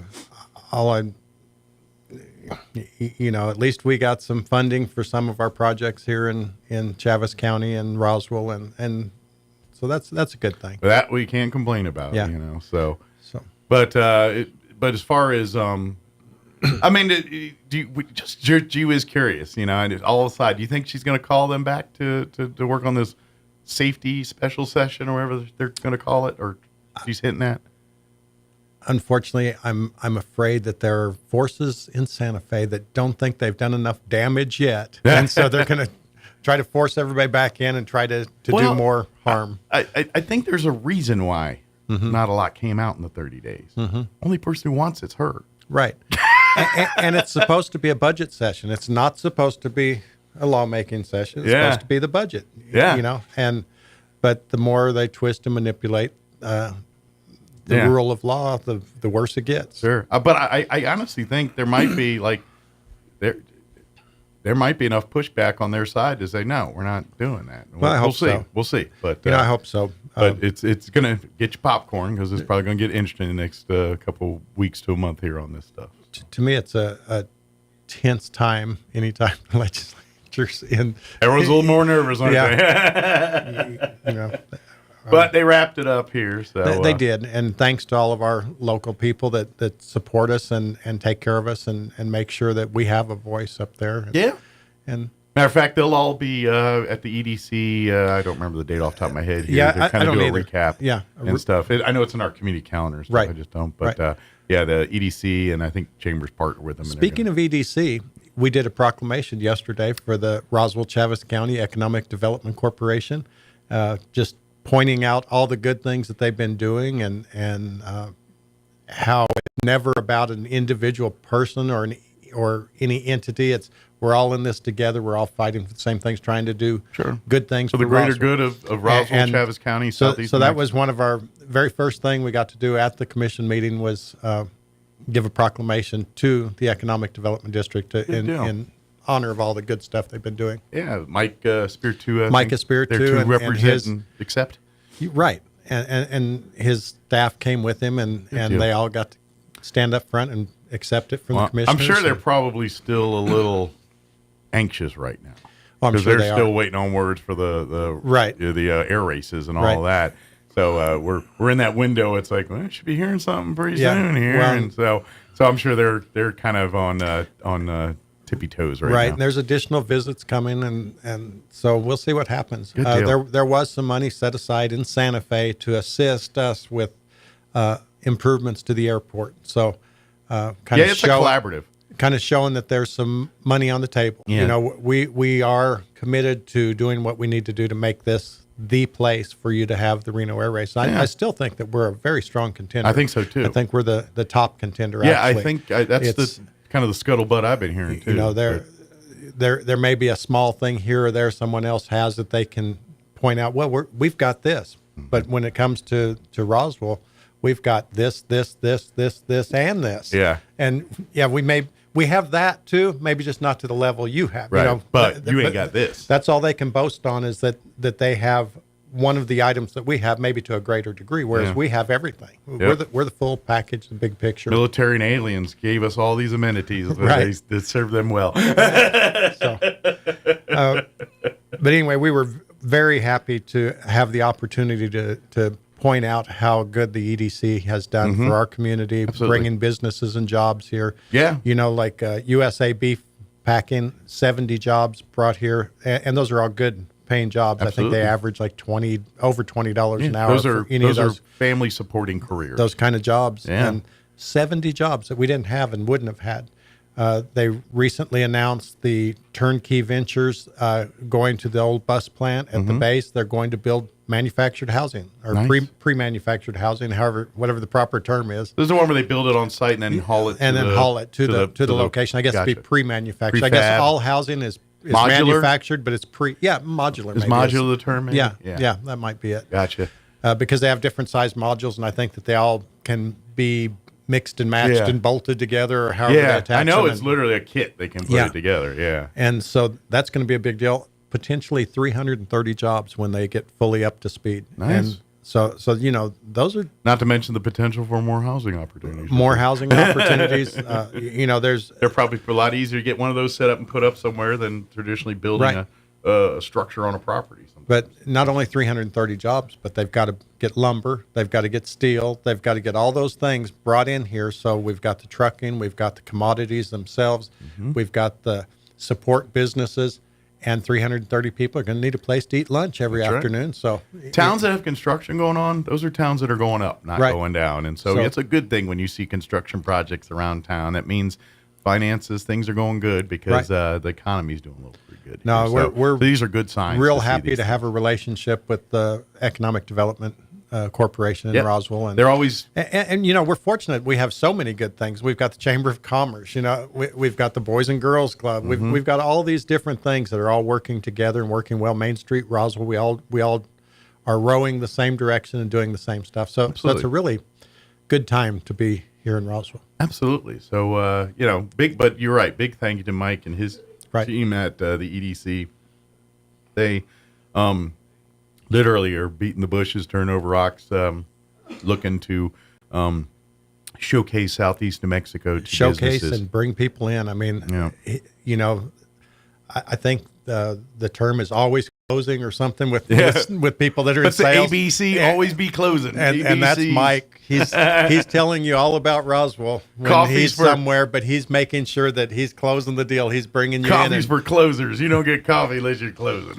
So we're sorry. There's Glengarry Glen Ross. Have you ever watched that movie? Yes, I have. They make in that movie, they reference the stuff that happened up in Rio Rancho and Los Lunas and stuff in New Mexico, where people were selling property for $100, and all this stuff, but it's totally useless, landlocked property, and that still has created a huge problem in Valencia County. I don't know how many pieces of property there are that are tax delinquent. They can't do anything with them. No one will buy them. They're not worth anything. A third of an acre out in the middle of the desert, and they were advertising these big communities with the pool and all this. That none of that ever happened. And on Glengarry Glen Ross, they have a poster in the background referencing that scam that was perpetuated. So a little Easter egg for you for next time you're watching the movie. That's really cool. Yeah, that is a strange movie. However, I will say that. But spoil it. Well, it's been out a while. You should know what happened. At this point. Now go check it out. The first thing we did yesterday is we had a presentation from Jaramillo Accounting Group, our forensic auditors. It's JAG is the name of their company. Okay, that's kind of a cool name. Jaramillo Accounting Group, and then JAG. Yeah, that's pretty neat. Although now I think of that Judge Advocate General TV show and all that, but a little different than that. So they have been our auditors for 5 years now, I think, and no one likes to have an audit. I don't think. I've never heard someone said, "Yippee, we got an audit coming." It's mandated. We have to have an audit every year. We have to make sure that we're using the public funds appropriately, and there's no crossing over of any kind of lines. It's very black, very white. There's no ability to mix things and nothing like that. Right. And they come and check. And the Jaramillo Group happens to be very good at it. They're not just we're going to look at the books, but they're a forensic team, and they dig deep. And we always tremble when they come. But along with that, we got a clean audit again. Good. Everything was like it should be and excellent. We have good protocols and checks and balances in place to assure that there's nothing done illegally or wrong within our organization. Along with that, we got our 9th Audit Excellence Award from the state of New Mexico last month at the New Mexico County's Legislative Conference. We received our ninth You have to build a bigger hardware closet there at the our county finance building. department. And of course, it's not just the finance department that these audits belong to, or these clean audits belong to. It's the treasurer's office. It's the procurement. It's the finance. But everyone has a hand in It's that. all those people that work with the numbers and stuff that make sure that we are covered and not doing anything awry. But it starts at the very, very entry levels of the job, because if you got to do your work right there to go up the chain to go, any part in that process is not doing it right, that could screw it up. You know what I mean? When it comes to that's why their audits are looking for where is we that? have our procedures and protocols in place. Anytime we get a new employee, we say, here's the rules. Yeah. If you have a purchase card, this is what you may use it for. You may not use it for this. This is how you're going to report what you used it for.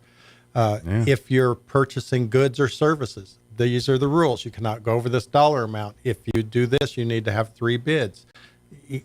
So show them the rules, and everybody from entry level up has ownership in these awards that we get. But got to learn how to spend government money. But our team is really good at making sure that the monies are spent appropriately, and our commission, of course, is very good at making sure that we use our funds appropriately on the purchasing side, so that we get the most bang for the buck for the county and for our.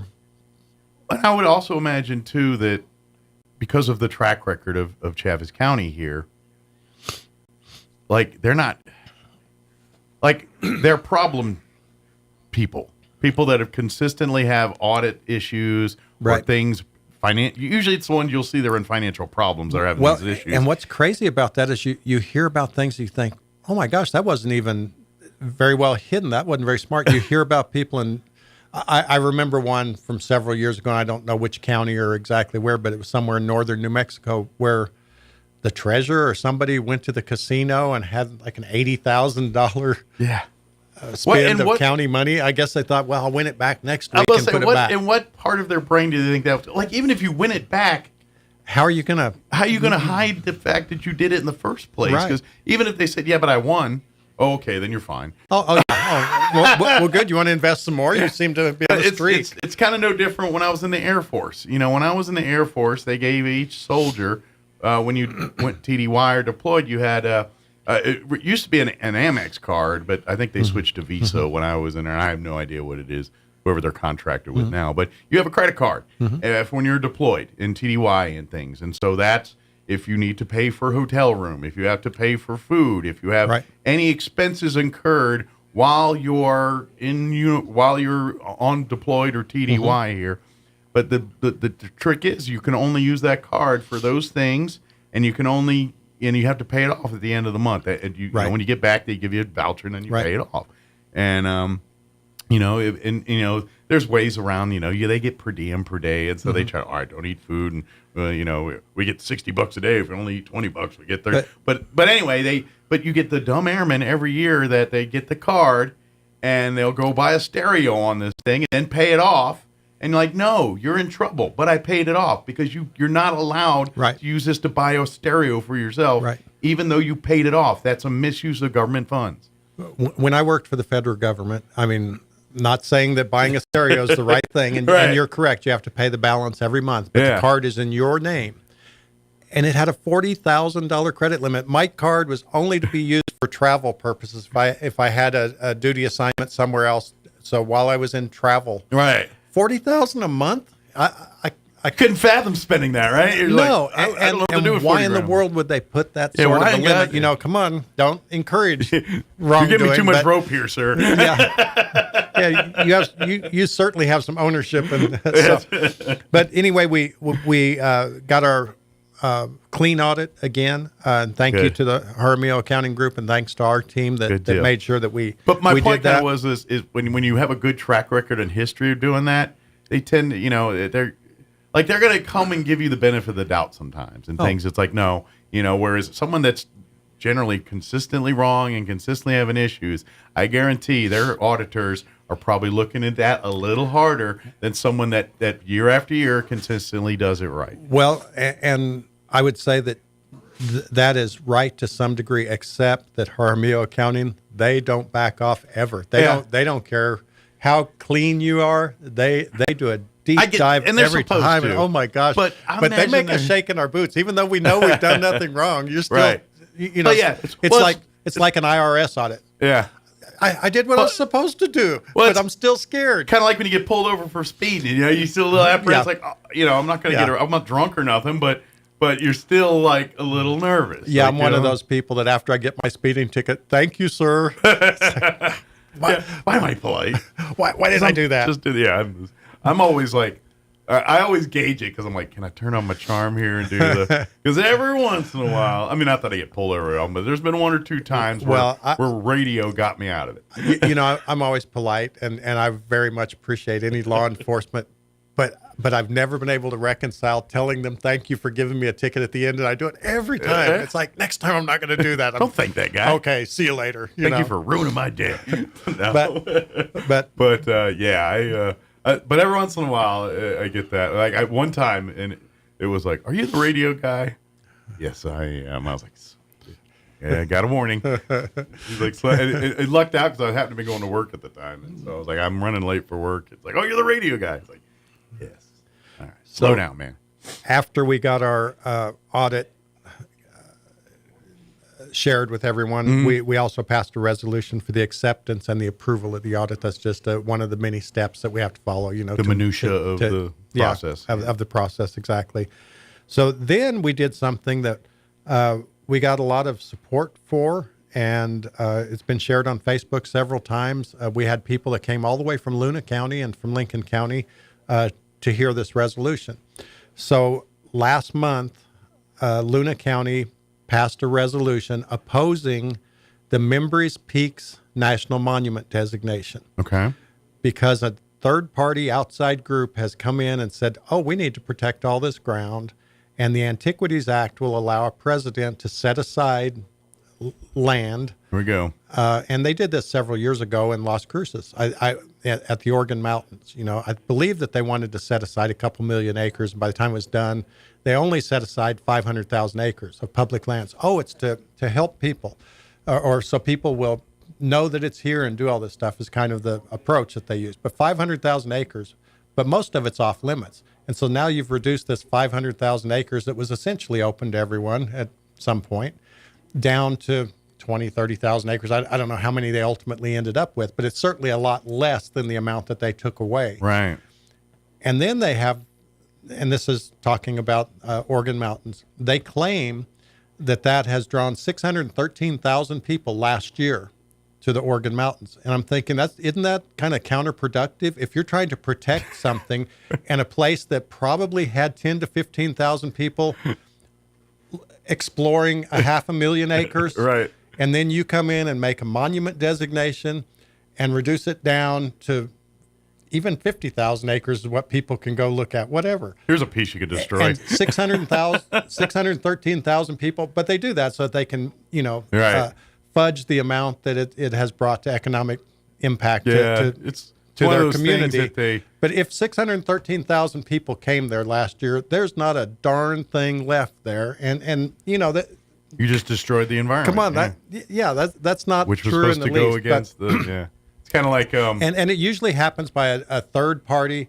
that's being bought and paid for by somebody else. But they came in, they didn't tell the local people what was going on. Of course, they advertised that everybody's on board. The governments are on board. The cities, the municipalities, the counties are all on board, and we want to do this. And they write the terms and they send it to Washington, and then they hand down a ruling by administrative fiat.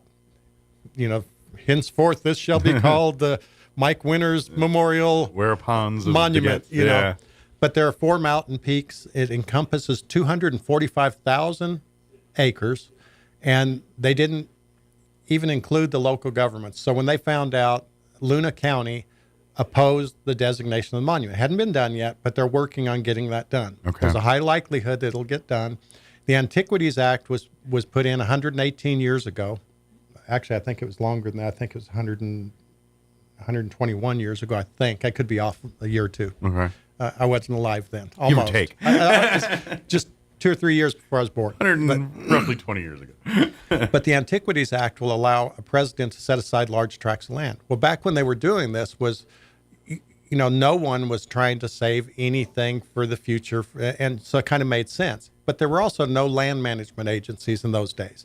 So it was just kind of the wild, wild west, as it had been for other purposes. Sure. And so there was no one looking after this stuff, so they started creating like Yellowstone and some of those parks.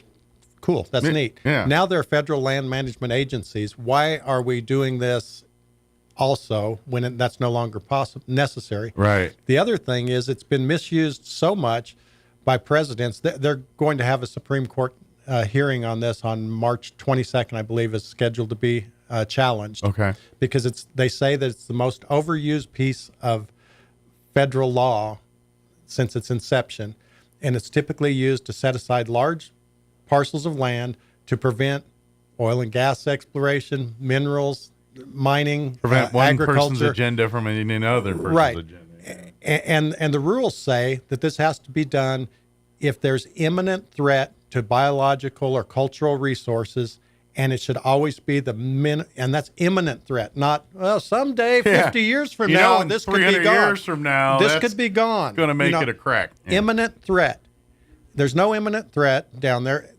If you've been to Luna County, you know that these peaks and stuff are way off the beaten path. Right. And again, kind of like I said about the Organ Mountains, there's a few thousand people a year probably go out there and traverse the area.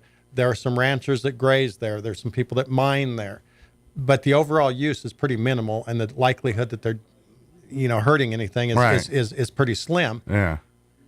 But let's make it a national monument and invite everybody in the world over there. Again, that doesn't make sense, although I don't believe that they're going to come. It is designed to limit productive use of the land. Well, it's the same deal with the wilderness, and instead of letting the people that actually work the land and do that, no, we're going to kick you out and let it overgrow, and now all the animals that can't hunt there can't do what they got to do because we stopped doing our thing there. So we passed our resolution. We tried to tie it full circle. Not only do we support Luna County because they weren't informed about what all they were planning to do there and all that, but we also pointed out the Antiquities Act is not to be used in that manner. It's going to be brought before the Supreme Court to be evaluated here in March. The 30 by 30 land grab, that's all this is another part of that. And of course, they've changed the name of that. They had to rebrand because they got because we started calling it 30 by 30 land grab. So now it's America the Beautiful. That's right. Because you can't be against that. That's right. Everyone loves America. And, the land grab, which tied into these natural asset companies where they want to invest on Wall Street, if you take the productive use of the land away, the multiple use, which is supposed to be there for public lands, hunting, fishing, recreation, mining, mineral extraction, agriculture, all those things should be multiple use. Grazing, all those things are multiple uses. Mm-hmm. And that's what our federal lands are supposed to be used for. BLM has a conservation rule coming out where conservation trumps all that. And then the natural asset companies, they want to monetize, if you don't use the land, we're offsetting carbons or we're saving the world by these processes. Tell me again how it's about the environment, not about money. Yeah. And so they wanted to put that on Wall Street so that anyone can invest in that. And not only that, but just like any company, whoever owns the most shares tells you how to manage it. Right. So if China comes in or Russia or whoever and buys all the shares up, then they're telling us in America how to use our lands, the lands that belong wholly to the American people, not to China, not to Washington, we're already D.C. in the pickle we're in now because we sold half of America to China. So we kind of tried to bring it full circle and show how all these things are interlaced, how it's all part of Agenda 21 and a new world order or whatever you want to call it. I mean, I don't mean to sound conspiracy theory, but again, look up Agenda 2030 or Agenda 21 and you can see it for yourself that these things have been happening for decades. They're all a part of a bigger picture. And they're not good for us, not good for America, not good for Americans. It's disgusting, actually. We got to so anyway, we had that, yeah. but we had people that came all the way over to see us pass that resolution, and then it was shared multiple times on Facebook last night. People commenting on it. We sent our resolution to New Mexico counties. They had a board meeting so that we can get some solidarity from several of the counties trying to support what Luna County is doing and show them that we got their back.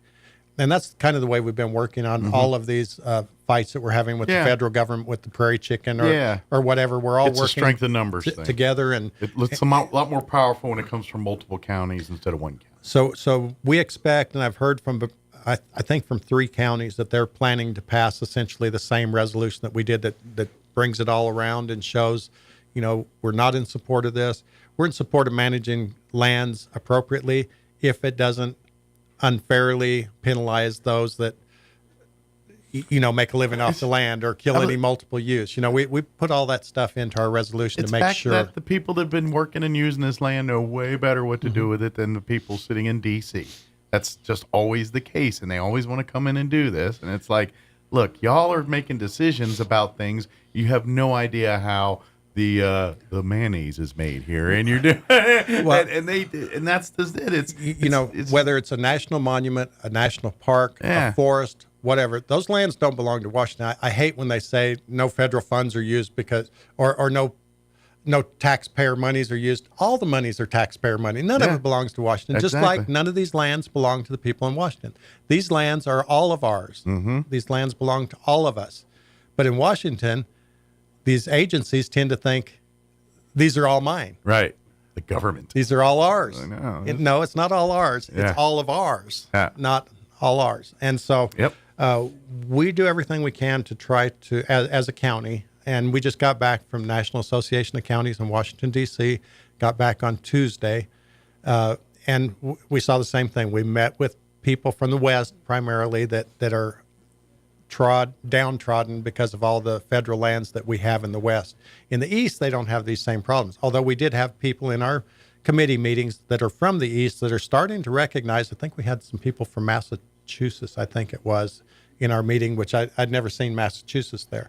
We do have people included from, anyone's welcome to these meetings. But a lot of these things we're talking about are more West issues than East absolutely. issues. Absolutely. They're the Western issues. And so it's good that we're starting to see some people from further east recognizing what's going on and starting to join in our moves on the national level. And National Association of Counties, NACO, they put forth resolutions. These are our platform. These are things we're concerned about. And they have the lobbying ability to get to Congress and to try to make some changes.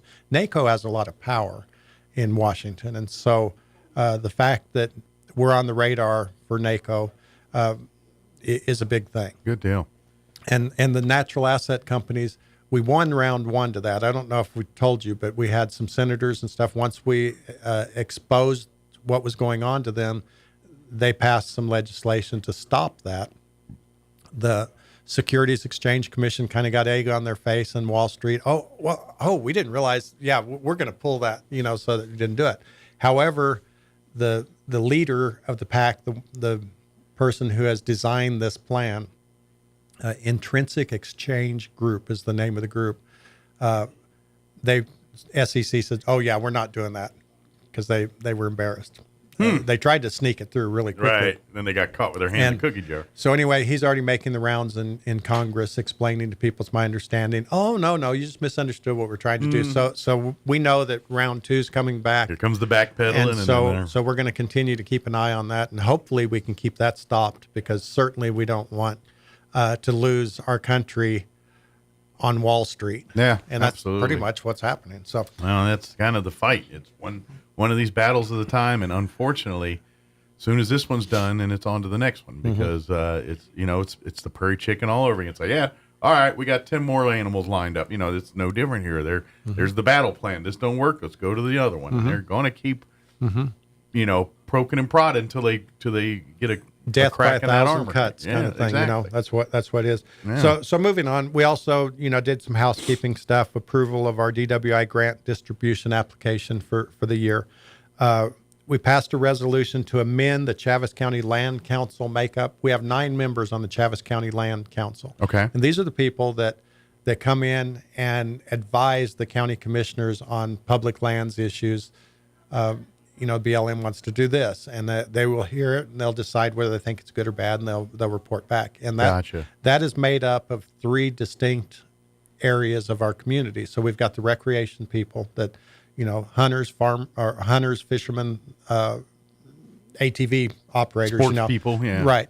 So we've got them. We've got agriculture needs to be a part of it. Anything that you do with the land certainly could affect agriculture. Sure. And the third part is oil and gas, because in this part of the country, we do a lot of oil and gas exploration, Absolutely. and a lot of it is on BLM lands and those kind of things, the leases. And so our committee's made up of 3 members from each of those categories. We've had a very difficult time the last couple of years getting a quorum.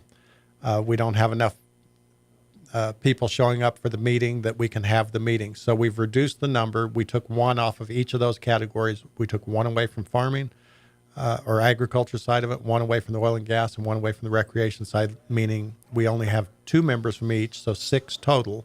So it's much easier to get a quorum because Gotcha. it's the same 4 or 5 people that show up every time. And so by reducing that number from 9, that has really allowed us to, we believe, Get more done. To get more done. Because you can actually have a meeting now. Right. and it's an advisory committee. Gotcha. So it, nothing's set in stone, but right. But you want to get the best information to our commissioners, so when they have to make these decisions, they got the good info. Exactly. Yeah. And so we have to make sure that we continue to reach out to our agencies and stuff and find out what's going on within our community so that we can make better decisions. And we were kind of missing the mark a little bit there because we weren't getting all the feedback we needed from that committee. So we reduced the size of it a little bit to make that work a little bit better for us. And that's been changed a couple of times over the last 20, 25 years. And so I think maybe we just grew it a little bit too big last time. And so now we've kind of brought it back down to some numbers that we had previously. And it seems like that's going to work pretty well for us. Good deal. Good deal. We had a resolution to revise our county purchasing policy. So just as an example, one of the things that we've had for years since I went to work for the county is you cannot spend more than $10,000 with any one vendor. You have small purchases. You don't have to go out for bids. But say, for instance, we're buying paint from ABC Paint Company. And every year we go in there and we buy paint. And then another department goes and buys some paint. And then we have a painting project through facility maintenance. They go buy some paint. We have a maximum that you can spend with any one vendor of $10,000. If we know we're going to spend $10,000 with a vendor, we go out for bids so that ABC Paint Company, XYZ Paint Company, and 123 Paint Company can all bid on it and get a fair shake. But for day-to-day use, you don't do that. That's a lot of paperwork. It's not practical. Correct. Yeah. And so we have a $10,000 limit. When I started, $10,000 was not the same as $10,000 now. Very true. And so, and paint may be a bad example, but say facility maintenance goes in, does a paint job, and then another department's going to be buying some paint for another thing. The jail's buying paint. Although paint might be a good one because I got a quote on some paint. Was it $30 a gallon? Yeah, it was a lot higher than I thought. So we end up going over $10,000. And so then you have to stop. You can no longer buy any paint from that person till the end of the fiscal year. So now, even though everything's been painted with ABC's taupe instead of XYZ's taupe that doesn't match, now you can't buy any more of the same color or same brand paint because you have to go over to this place to do it. And it's we just raised it up to a $20,000 amount for that type of repetitive use. We still have bids and all those things the way that we always did under everything else. But some of those things that are accumulative from different departments, that's really hard to track. And $10,000, you can get there in a hurry. Yeah, and it's kind of all that ancillary petty cash type things that you get at the last minute. That's the stuff, and you don't need to have like heating and cooling. If we have to buy a heating and cooling unit, a refrigeration unit, that might be $5,000. Might be more than that, but say it's $5,000, and then we go in once a week and we buy refrigerant, we buy refrigerant lines, we buy expansion valves, we buy control boards. It doesn't take any time at all. We're at $10,000, and the guy that's going to buy that, he's going to buy it to fix stuff. He's not keeping track of, this is going to put us 49 cents over. Right. Yeah. And so it's real easy to get to that point. So we just felt like that the dollar amounts needed to be adjusted somewhat. Just for inflation and cost of living right now. Right. So. Yeah, things are really expensive. So we did a permission to publish for a public hearing on Ordinance 0115, and it's for the Public Nuisance Abatement Ordinance. And I'm not sure which sections of the policy of the ordinance that Lewis is wanting to review and evaluate, but it'll be a open process. It'll be a public hearing, and people get a chance to say what they think needs to happen in those it'll situations. probably come from that discussion, what we need to do about it. And we provided the commissioners the applications for the road hearings this year. So that's always one of the big things that takes a long period of time. Yep. Alex is new in our department. Alex is one that's going to be handling the road hearings. So he got the road hearing schedule approved and opened up the application period. It ended on February 2nd, closed out the applications. He had to appoint the freeholders yesterday, or asked the commission to appoint the freeholders. He gave them a list of 3 names plus an alternate to go and view the roads. You know, they're neutral third party, have nothing to do with these roads, just to make a recommendation. And then, of course, the next thing, the freeholders will view the roads, and they'll give their reports to the commission, then the commission will go and view the roads, and then they'll finally ultimately come back and make a decision. And then after the decision's made, they'll give people 6 months to bring the road up to standard, if that's what the case is, and move on. And it comes to be a county road. So we had 2 road applications 2 roads this year for this one. So all right. Alex, do they want to become county roads or they would like to become county roads. Okay, gotcha. So Alex, through clean living and prayer, I guess, only had 2 applications. Nothing particularly contentious. So he can dip a toe. Oh my gosh, he's going to be able to learn the process without having to. Now, are they near each other, or is one at one end of the county and one at the other end? One is paralleling essentially the south boundary of the boot heel of Chaves County. Okay. So and Chaves County is 6,075 square miles. So that's a stretch to go down there. So the other one is on the north end of our county. So they're going to have to do a little traveling that day to go see even though there's only roads. 2 roads. They're going to see the whole county. And both of these roads, one of them probably less so. They're both non-county maintained roads, and they would like the county to take over the maintenance. And, of course, we've talked about what that process is. Sure. The one down south is about 8 miles of road that winds and weaves in and out through a river, gets washed out regularly. It provides. So it probably needs a better road, which they got to build. Yes. The issue is it provides access to public land, so we will never vacate it, and that's probably been requested before that we vacate it. Right, so. but can't do that. Right. But so that'll be fun. So but here in a couple months we'll have the outcomes of those for you based on what they go and see and all that good stuff. Yeah. It is 9:00. Did we get everything? Or? I think we got pretty much Good everything. deal. So Well, awesome. Well, as always, we appreciate the visit. We'll see you here next month, if not sooner, and anything we can do. And come on out to these meetings. They are for the public. Yes. They meet that third Thursday of every month. You need to come out 9:00 here at the commission chambers there. So they love when they have company. It's a good thing. Yeah, it's real good. We Absolutely. really appreciate it. Thank you, Mike. Anytime. Thank you, Bill. All right, it's 9:00. You listen to 106.5 Roswell's Talk FM, KEND, or Roswell, New Mexico. Hour from townhall.com. I'm Rich Thomason. Fulton County, Georgia District Attorney Fonnie Willis will not be returning to the witness stand today after all, and avoids the spectacle of more deeply personal and emotional testimony from Willis, fighting to keep from being removed from the Trump election interference case amid misconduct allegations that she denies. The wife of a prominent Russian dissident confirms her husband's death, initially reported by Russian prison authorities. Russia's prison service has said that imprisoned opposition leader Alexei Navalny has died. The Federal Prison Service said in a statement that Navalny felt unwell after a walk and lost consciousness. They said an ambulance arrived to try to rehabilitate him, but he died. There was no immediate confirmation of Navalny's death from his team. I'm Karen Chamas. We are awaiting a verdict in former President Trump's New York civil fraud trial, the case brought by the New York Attorney General. Mr. Trump denies any wrongdoing. His lawyers vow an appeal if the judge rules against their client. And the former president not backing away from his argument that some of America's NATO partners don't pay their fair share of the cost of defending themselves and other alliance members. NATO countries have to pay up. They have to pay their bills. The United States is in for $200 million, and they're in for $25 billion. Mr. Trump provoked sharp criticism recently when suggesting that under his watch, the U.S. might not deadbeat NATO partners who could be threatened by Russia. More evidence that the inflation that has busted Americans' budgets for so long is still very much with us. The Producer Price Index, key measure of wholesale inflation, rose 0.3% December to January. Housing starts dropped to a 6-month low last month.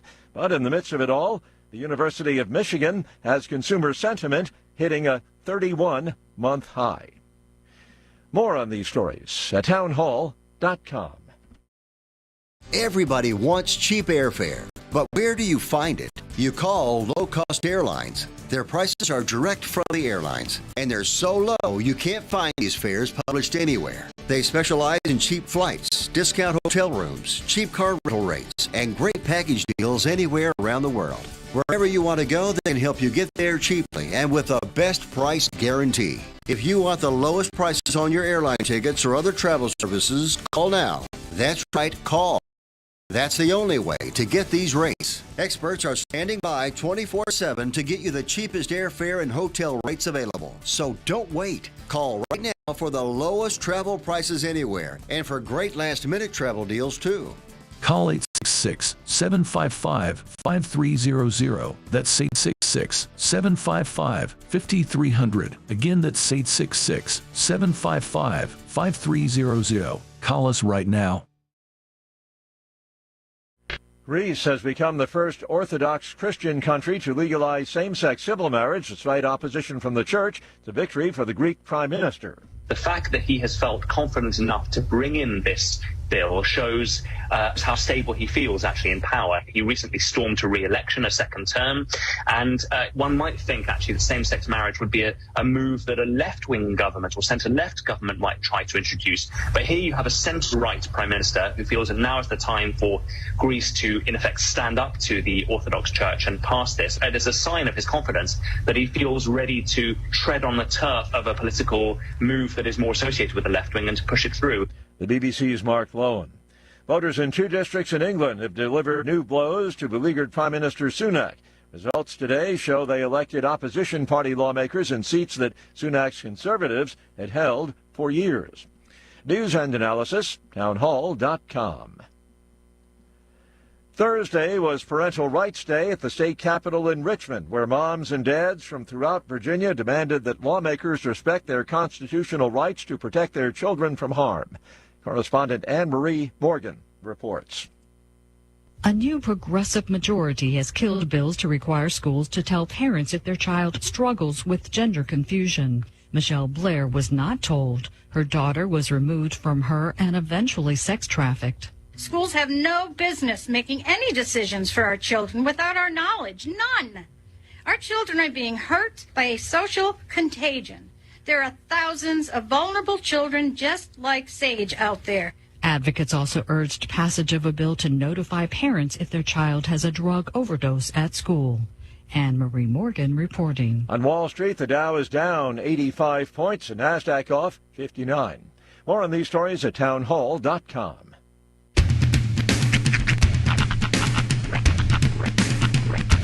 What in the wide, wide world of sports is going on here? I promise you, whatever scum did this, not one man in this force will rest for 1 minute until he's behind bars.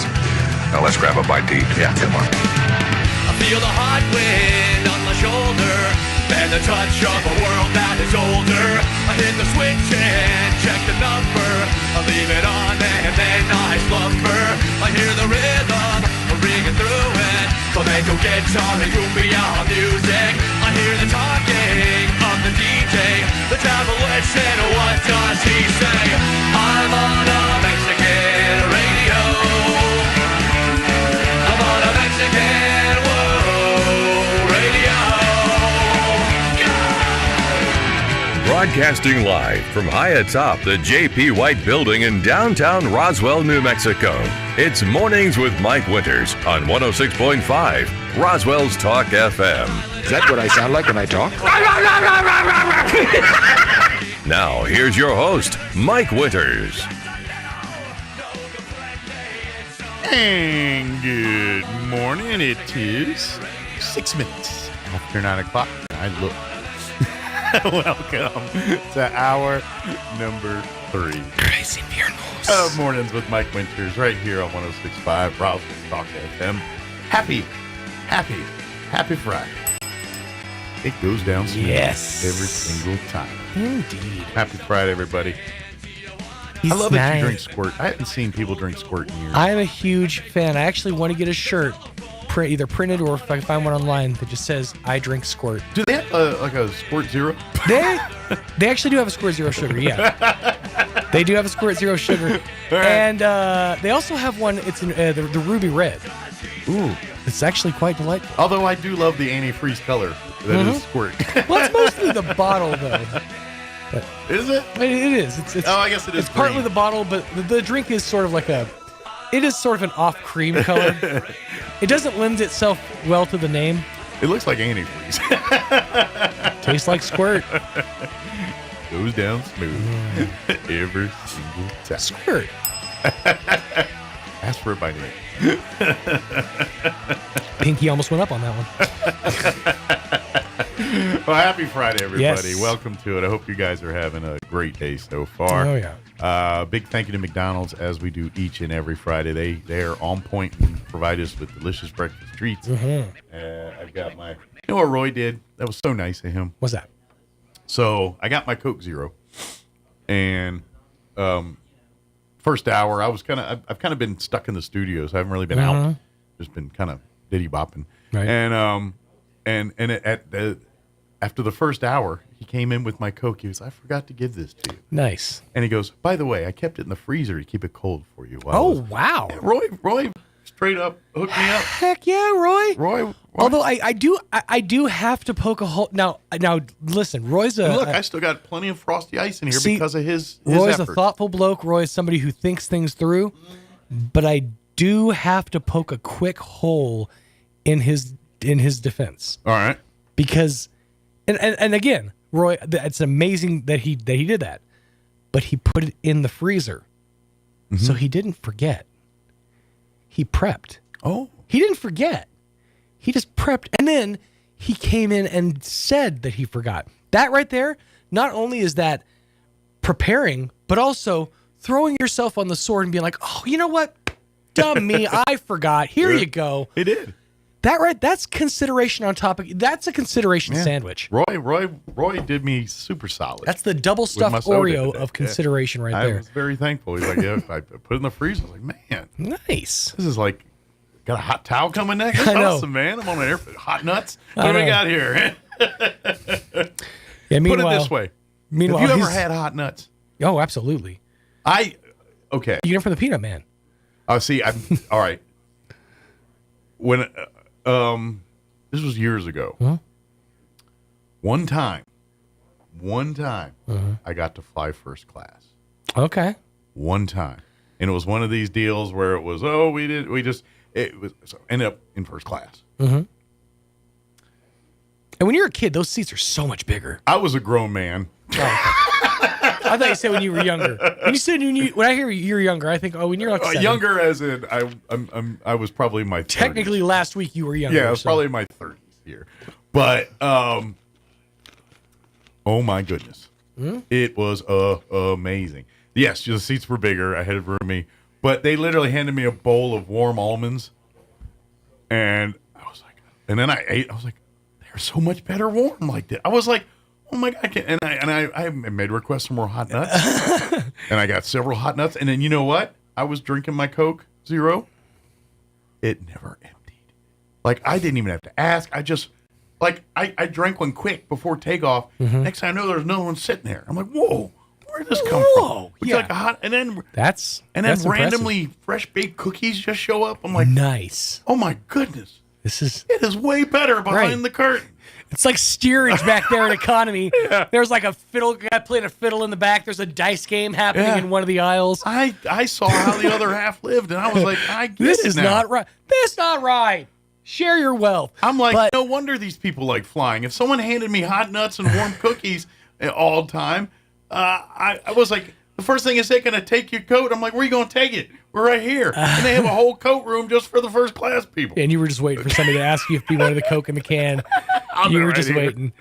Didn't have to. They just gave me the can. Awesome. What's up? You can replicate this experience. You can give yourself the first class experience at home. I know, but Get why would I yourself want a bowl, to? Because you just said it yourself. Warm nuts are nice. I know, but it's way better when you're sitting on a plane and someone just hands them to you. Okay, so have Kim microwave you some nuts, stick them in there for 45 seconds, and then she can bring them to you with a Coke Zero. And the great part was my wife hates nuts, so I got her warm nuts and my warm nuts. That's awesome. And I got extra warm nuts. You got double nuts.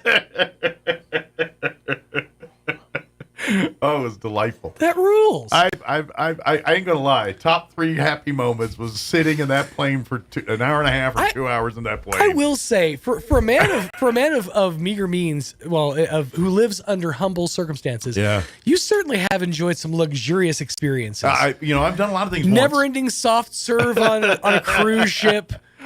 Hey, I know how to live. I mean, it's all. But here's the thing: it always involves food. Well, always involves I'm a food. creature of habit. That's right. These are the things that make me Man happy. ain't getting spa treatments over here. I'll be dead in 5 years, but I'm going to die happy. You think my man's wasting time on a mani-pedi? Shh. Better hit that buffet. I ain't got time to make my own mayonnaise. I'm busy going around. I ain't got time. Yeah. I was gonna say. To make my own mayonnaise. I was gonna say with a food processor, you could take your warm nuts and then make your own mayonnaise with them. With my bullet. Are you getting paid under the table, Roy? It's twice he's tried to steer the conversation to food processors. Hi, I'm Roy Smith for the Magic Bullet. Turns out I haven't been forthright with you. My actual last name isn't Smith. My last name is Food Processor. My dad, John Food Processor, created the entire corporation. Roy I've been a Magic sleeper Bullet. cell this whole time. A psyop, I knew it. But yeah, Throws down a blue smoke grenade. Vote for Biden. My whole point is, if you get an opportunity to do first class once, take it. I do. I definitely. Oh my goodness. I have not flown since 9/11 happened. Wow. Yeah. Commercially, the last time I That's flew. like 23 years. I know. The last time I was on a commercial airline. You're like, they stop me every time. Yeah. Right? No, the last time I was on a commercial airline was literally when we went to Romania. Wow. Yeah. I'd never been on before Now, or since. That being said, right now, I have no desire to get on a plane. Like I'm going on my cruise here, here in June. I deliberately wanted to go out of Galveston so I didn't have to get on an airplane. Right. So I could drive my happy butt to Galveston, Texas to get on a boat. Let me ask you this. You're a man who likes to take their time going to places. Sure. Would you, this is something that's been kind of like pitched around online. Is our guest here, by the way? Yes. Okay, we'll be quick about this. Would you take a trip on a dirigible, on like a blimp? Because like there's been a lot of talk about bringing back like the sky cruises. What kind of trip? Like a Let's 3-day cruise? Let's say like an overnight flight to London. Okay. And wherein it's all the amenities basically like a cruise ship would be. Like you have your so basically meal a deck. modern day Hindenburg. Yeah, across the Atlantic. But like filled with like helium instead of like hydrogen, Right. something that's inert. Well, something that's not whatever the blimp technology is now, I'm sure it's safe. that would be that's what I'm saying. Safe. There's a Goodyear blimp over every stadium in the country on a given Sunday here. So. And mostly all the amenities that you would have on a cruise ship. You know what? I would love to fly in a blimp. And would I do across ocean? Yes, assuming, like you said, I'm not going to have a Hindenburg situation Right. when I land in New And Jersey. that's sort of like I would try it, but I ain't gonna be on the first mission. Yeah, Put it right. that way. Yeah, I'm not the gonna first be on the guy. first flight. But I would imagine it's probably quite luxurious and quite peaceful. I would think, yeah. And I think that little cabin is bigger than people think it is. I mean, it's way big. It just looks small because it's that ginormous blimp up there. Right. You know? But I'm talking about something not even like not like the Goodyear blimp. I'm talking about like a right. A sky, like I've heard him call it like the Skytanic. Kind of like which maybe not that great. Kind of like when you see the blimp here that they do in the South End, like that. Not the little tiny Goodyear blimp. Right. Something ginormous. Right.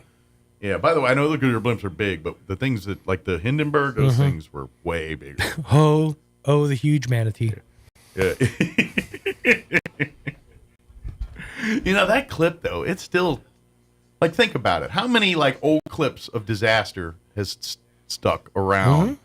as well as that Hindenburg one. That's true. It's one of those things that you can always reference when a conversation is going nowhere. You're like, oh, we Hindenburged it. Yeah, and people still know about it to this day because of that, even though, in the big scope of time, it was a very small piece of events. Speaking of, and we can't really talk about it right now, but did you hear they found Amelia Earhart's plane?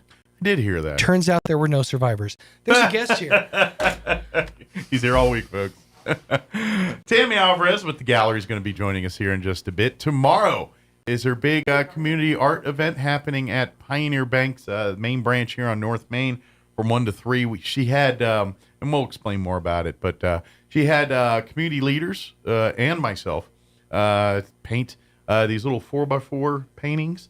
Really cool. They're beautiful. I'll be honest, mine turned out pretty good, not to brag, but toot, it was pretty good. Toot my horn here. But tomorrow is the big charity event where from 1 to 3, you can come out and purchase, and all of it going to community and charity here. So Tammy's going to join us in just a few, give us an invite, and remind everybody about the event tomorrow out at Pioneer Bank. Before we do any of that, though, let's go ahead and take a gander at your weather. Unfortunately, tomorrow's the one bad day. Every other day, before and after, pretty nice.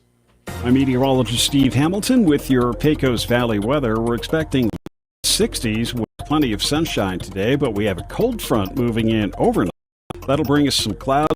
No rain expected with that. We'll drop into the low 30s and then some clouds on Saturday morning. We get sunny skies in the afternoon. It will be a lot cooler with low to mid 40s on tomorrow's highs. Sunny, and we're back to the 60s on Sunday. That's your latest forecast. I'm meteorologist Steve Hamilton. Thank you, Steve. Currently 51 degrees here in Roswell. Humidity is at 39%. Winds currently out of the west at 5 miles per hour. Sunny today and 65 for a high. North winds 5 to 15 miles per hour. Does say shifting to the east this afternoon, so wait for that. Tonight, increasing clouds. Expect an overnight low of 31, so just a tick below freezing.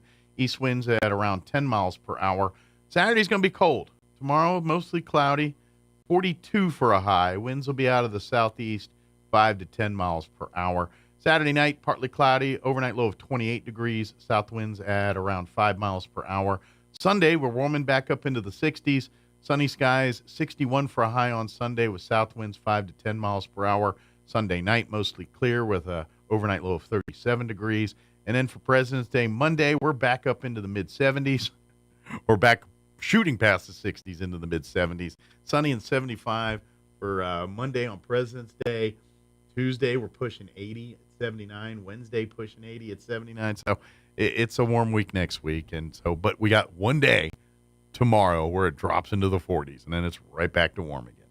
All right, it is 9:19. We're going to take about a 3.5-minute break, and then Tammy Alvarez will join us here on the other side. Don't go away. You're listening to Mornings with Mike Winters.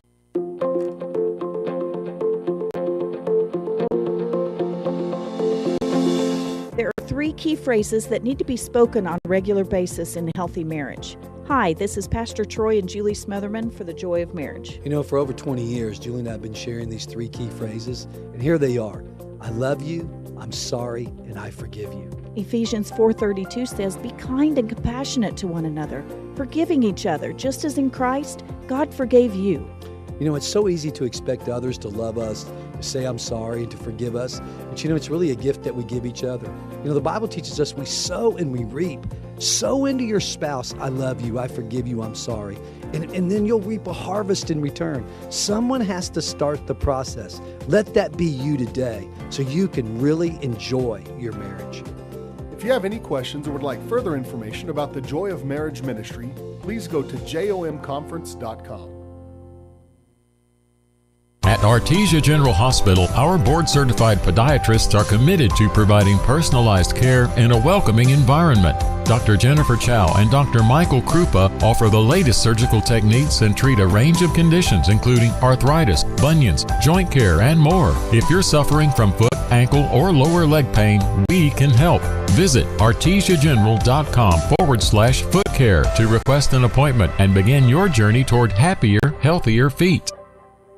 Martine's Capital Cafe in Roswell offers authentic and highly rated New Mexico food. Explore their amazing menu featuring huevos rancheros or asado with eggs or their green chili stew. And you can't forget their award-winning green chili cheeseburger, all made from scratch using their finest and freshest ingredients. Open for carryout with curbside delivery or limited dine-in. Just call ahead 624-2111. Martine's Capital Cafe, always pleasing the most refined palate. Open Monday through Saturday from 6 a.m. to 8:30 p.m. at 110 West 4th in Roswell. The University of New Mexico offers affordable, top-tier education year after year. The New Mexico Opportunity Scholarship and free application for student aid may provide funding to pay for school. Apply to UNM and learn more about the New Mexico Opportunity Scholarship at admissions.unm.edu. In the version of the Bible I'm reading, the title to Psalm 61 is this: Lead Me to the Rock. That's a great title for not only this psalm, but also for the whole book of Psalms. All are meant to lead us to the rock, our Lord God. Psalm 61 reads like this: Hear my cry, O God, listen to my prayer. From the end of the earth I call to you when my heart is faint. Lead me to the rock that is higher than I, for you have been my refuge, a strong tower against the enemy. The writer of the psalm shares words of praise and hope,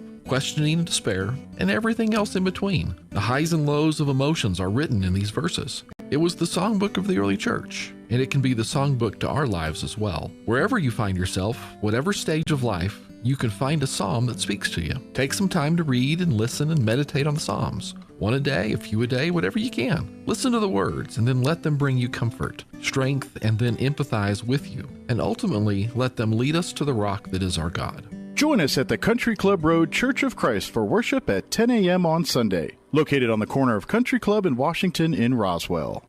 The average American spends 2.5 days a year looking for lost items. We aren't sure how long Europeans and Asians look for lost stuff. We lost the list. Here's Mike Winters.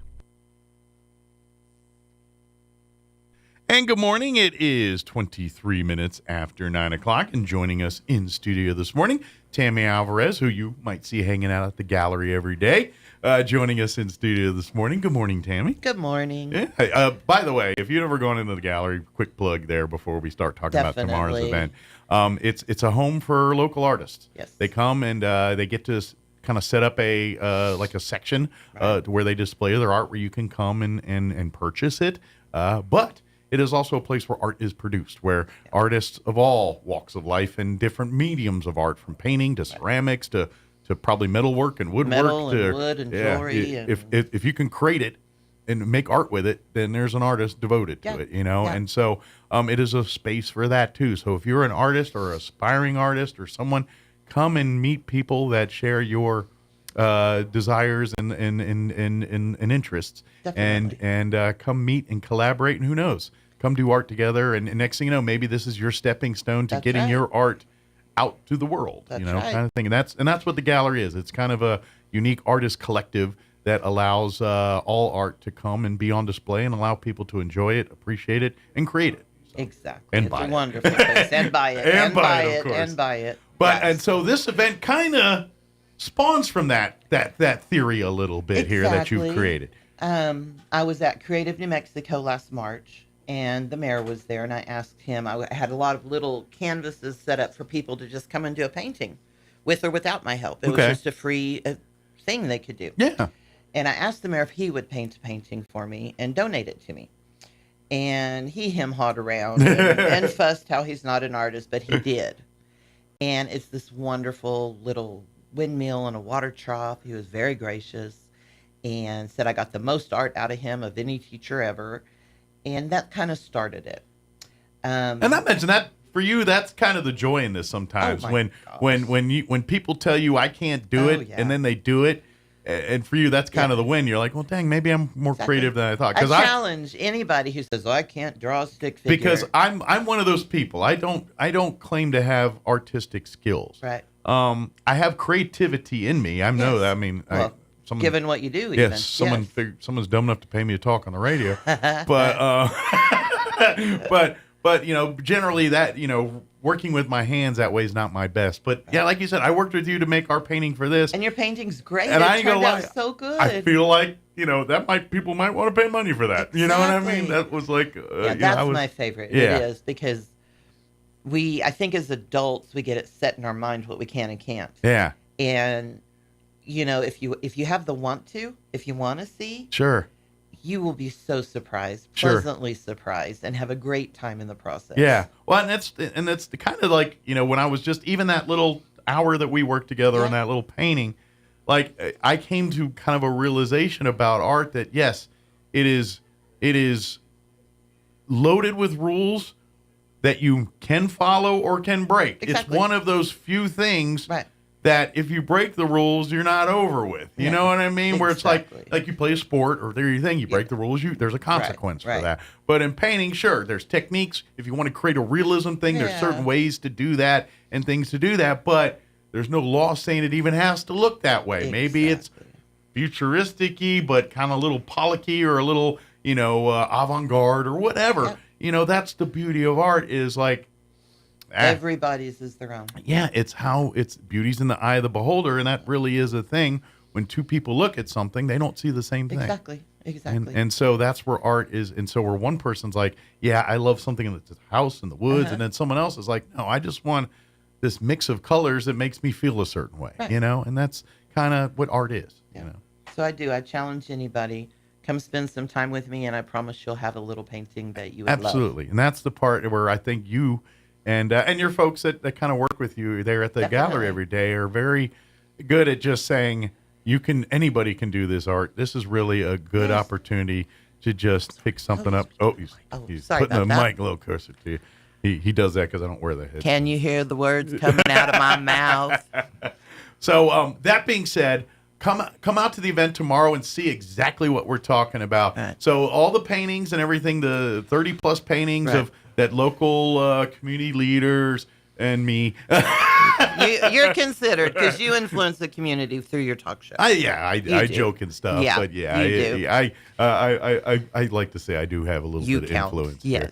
But and so come on out between 1 and 3 p.m.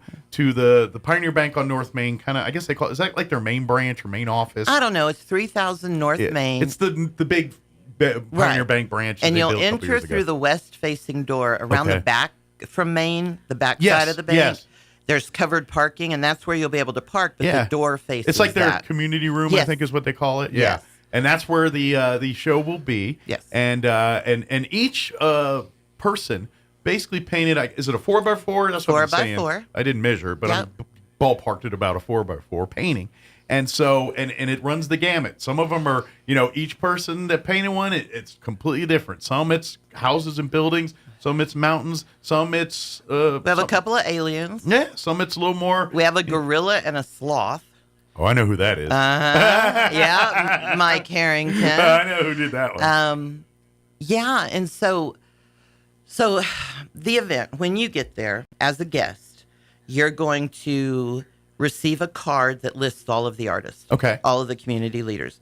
At the bottom, fill out your contact information. Okay. There will also be a red tin, like a big popcorn tin, it's painted red. There's no popcorn in it. No Don't popcorn. reach for popcorn. But little cards, and I want you to put down the name of your favorite Roswell charity and drop it in. Okay. Then when you go inside, you're going to have your card with you. You'll see all of these paintings set up with the paper in front of them for you to bid on. Okay. And you can bid on several because it's the highest bid that wins, so you never know Kind where. of like a silent auction It style. is exactly a silent auction. So you'll put your name, your contact information, and the amount you're bidding. Then, as many of the community leaders that could attend, some are in Santa Fe serving our community, there's different things. Sure. They're going to be there with a name tag, so you'll know who to go up and introduce yourself to. When you do that, they're going to initial that card for you. When you get all the initials of everybody who's there, find me or go back to that front table when you came in, and we'll cut off your information part and put it into another bin for a drawing. Oh, cool. At the end of the event, we're going to go from those and draw 4 names. We have 4 beautiful art prizes. Aria Finch donated a beautiful blue mixing bowl with a wooden spoon set that she made the bowl. Peggy Krantz has a wonderful, colorful elephant print, framed and beautiful. Robert Lindsay is an artist that, not from here, but if you were around the gallery during the UFO Festival, you would have met him and seen his work. Okay. He donated, and it's an adorable storyteller. Oh, wow. A painting of that.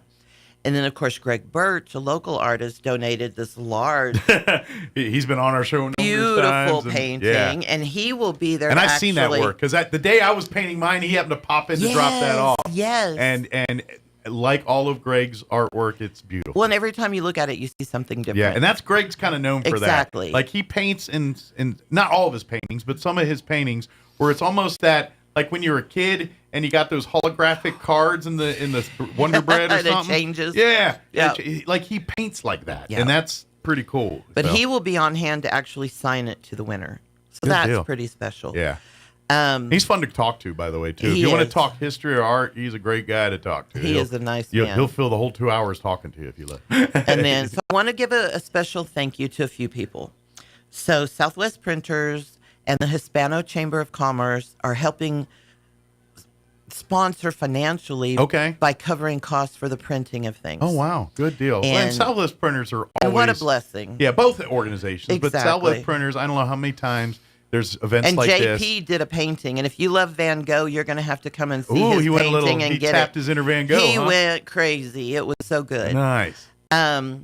Then Pioneer Bank, Christopher Palmer, the CEO, graciously allowed me to use that community room at no cost. Again, another company that's always involved in the for the community. community. Yeah. You can almost guarantee if there's a community event, Pioneer Bank's usually somewhere involved in some way, shape, or form. And then the Assistance League, I want to give a big thank you to them. They're going to provide virgin margaritas for us. Good deal. And then El Toro Bravo, a family-owned restaurant, good food, good bakery. They're going to have flautas, and so we're going to have finger food from them. So Don't sleep on their bakery, by the way. Oh, people sometimes forget about the El Exactly. Toro Bravo bakery. That's true. And their food's amazing, but the bakery is good. equally as amazing. And some people just forget about it. Yes. I'm like, don't. They have a good tres leches. Yeah. So those are kind of the sponsors for the event, and I'm so grateful to each of them. Absolutely. And I want to thank you, Mike, because you are always so willing to include people who have something to say that is good for the community. Well, And thank you. I That's what we never do. feel bad calling and saying, "Hey, can you get me on?" Yeah, well. And so thank you, because you've been a big sponsor of this just by helping promote Well, it. I'm glad to help. This is easy for me. I just turn on a mic and let people go, and it's Yeah. kind of, and thank you for that. It's just kind of one of these things where this is what this show is. I want, Right. we're a community show, and I get it. We're on a radio station. It's conservative talk, so but from 7 to 10, I want to focus on Roswell. You can hear all about what's going on nationally, Right. at 10:15 here this morning, Yeah. But from 7 to 10, this is to focus on Roswell, and this is what I want to focus on is events like this, our community, and you always hear every time, and I've been here 20 plus years. I'm not native, but I've been here since 2000. So Same. I got here in '98. Yeah, so I've been here in Roswell as long as I've been anywhere else on this earth. Yes. And so it's my home. Yep. And but I hear every time people, there's nothing here to do, and I'm like, that's horse crap. No, there's a lot. tons of things There's here. a lot. You just gotta, turn your ear and listen or look a little bit. Get online. And the arts are open a rampant newspaper, here, read whether a- it be theater, music. Yeah. I mean, there's so many different Yeah. ways to either enjoy the creativity of others or to expand your own. Absolutely. Yeah. We have all these different, the communal theater, the way we got these theater groups. And between them, it's about every month there's a play. Well, for and in you the to see. summer, there's a theater camp. Yeah. There's just so much to enrich our lives and enrich our children's Yeah. lives. And, my main focus for this event, I was blessed. I got to sit with everybody while they did and meet these people I had never met, and I just fell in love with them. They're wonderful, regular, everyday people. Yeah. And I want to encourage you. It's nothing fancy just because there's a silent auction. It's nothing Yeah, fancy. just come. There's no cost to come in. Before you hit Walmart, come. Yeah. I want as many people to have the chance to shake hands with the community leaders that participated this year. I want you to realize how nice and down to earth they are. There's a lot of, They are. And that's, kind of my job because I'm in radio. So I do talk to a lot of people in our community. And yeah, they're all just human beings. And I didn't know many of these. Yeah. I found names and called them and said, hey. Yeah. And I was pleasantly surprised. There was none I did not enjoy. Good deal. And so I want people to realize we are a small community. Mm-hmm. We are a good community. We're a great community. And these are the people that help mold and push in the right direction for our community. And you can do the same. Absolutely. You don't have to be an elected official. You don't have to be a business owner of 20 years. You can be average person with family, working, struggling, all the daily life. Sure. And a simple conversation with any one of these can effect change. Absolutely. We can help mold how our community grows. And some of these people too, like you said, some, they're your city councilors, mayor, Right. The actual elected or appointed officials. But some of these people too are like your nonprofit charity, and these are the where, and I say this on this show all the time. If you're waiting for your government to make your community better, you're going to be waiting a long time. Exactly. It takes the people of the community to do that, and a lot of these people that contributed, are those that do it for a living because that's what they've chosen. But also the volunteers that said, hey, we have a need or a lack of something here. I'm going to start an organization or charity. You look at like Many Hands as the homeless thing. Yes, that's grassroots people. That's just people that have a care for this community. They, in theory, don't have a dog in the fight per se. They just see a need in our community and are stepping up big time to do it. And that's the kind of people that you're talking about here. These are those folks, and they run this community. Don't feel like you don't have a place speaking to them in person, because you do, and they would love it. This is not about anything, religion, race, politics. It's nothing of that. It is all about the fact that we all live here. Absolutely. This is our community, every single one of us. Our voice matters, and beyond voting. Yeah. And you can, with not a lot of time, we're not asking you to spend 20 hours a week or donate $100, but just little conversations, being aware. Absolutely. Spreading the word. Yeah. Those are the things you can do that can make the changes you want to see in the community. Yeah. Maybe make them aware of things that concern you or things you're excited about. Absolutely. Because them hearing that helps them know what to do. Absolutely. You're right. So I'm asking, if you're in your sweats and your kids have a runny nose and are dirty from playing in the yard, come on. Absolutely. Come as you are. Yeah. Come down, bring the family. We're not hoity-toity. This is just fun. Come see the art, if for nothing else. Exactly. Come see the art, and then, like you said, if you find ones that speak to you and you like to bid and support the charities that they represent, please do that. And come meet these folks and come see exactly what's going on in our community. This is a great way to kind of introduce you to what our community is and what the heart of our community is. It'll be in Pioneer Bank on Saturday. And for those of you who have kids, what an amazing opportunity for them to meet the sheriff, the undersheriff, the CEO of our bank. Yeah. The JP, the owner of a business. Yeah. Our officials, our counselors and commissioners. These are the kinds of people we hope our children grow up to be. Absolutely. Those that take time and concern and effort and energy into improving where they're at. And bring your kids, because guess what? Definitely. Your kids are going to be those people here in That's right. 20 years. They're going to be those people. And art isn't about limiting anybody. I want those kids to look at those tiny paintings. They're going to love them. Absolutely. The I think charity, they're going to love the fact that they look at them and say, that's a grown person who did it. Exactly. Because they think little is probably kid size. Exactly. So they think kids are doing it. And it's like, no, those are your mom and dad doing that. So towards the end of the event, we will see which local charity has the most nominations. That is the one charity that will receive the proceeds from the silent auction. Good deal. But if you guys don't bid and buy the paintings, they're not going to have any funds to receive. Yeah. So come out. It's got its own easel. It is small enough it can sit on a shelf. It can sit by your laptop. You'll have no problem finding room for your painting. It is small. And it's 4x4. If you know the person that painted it, even better, because then you can kind of have it and say, hey, That's I right. got this. Hey, this is our mayor's painting, or this is our sheriff's painting. Yeah, absolutely. So anyway, everybody is invited. My favorite thing is meeting people and talking with people, and I cannot wait to meet you all and see you there. So for tomorrow's event there, it's from 1 to 3. Is it kind of a come and go thing, or is it like, do you want people to come at 1 and hang till 3? Or Whatever fits their schedule. Okay. As long as you turn in your card, you'll have the opportunity to be in for the drawing for the 4 prizes. Okay. As long as you nominate a charity, you're putting word in for them. Okay. There are some door prizes you'll need to be there to get. Gotcha. So might stick around if you want some of the sweet and there's stuff. some food, and But your time is limited, but you do want to support charity. Then at least come in and nominate your charity, put some bids in, see if you can get a few signatures so you can be in the drawing for that. Bid on a couple of paintings. We'll notify you if you won. So don't feel you're obligated to be there the whole time. But if you can, come hang out. Shoot, out. But I know sometimes Saturdays are busy, especially if you got kids' activities.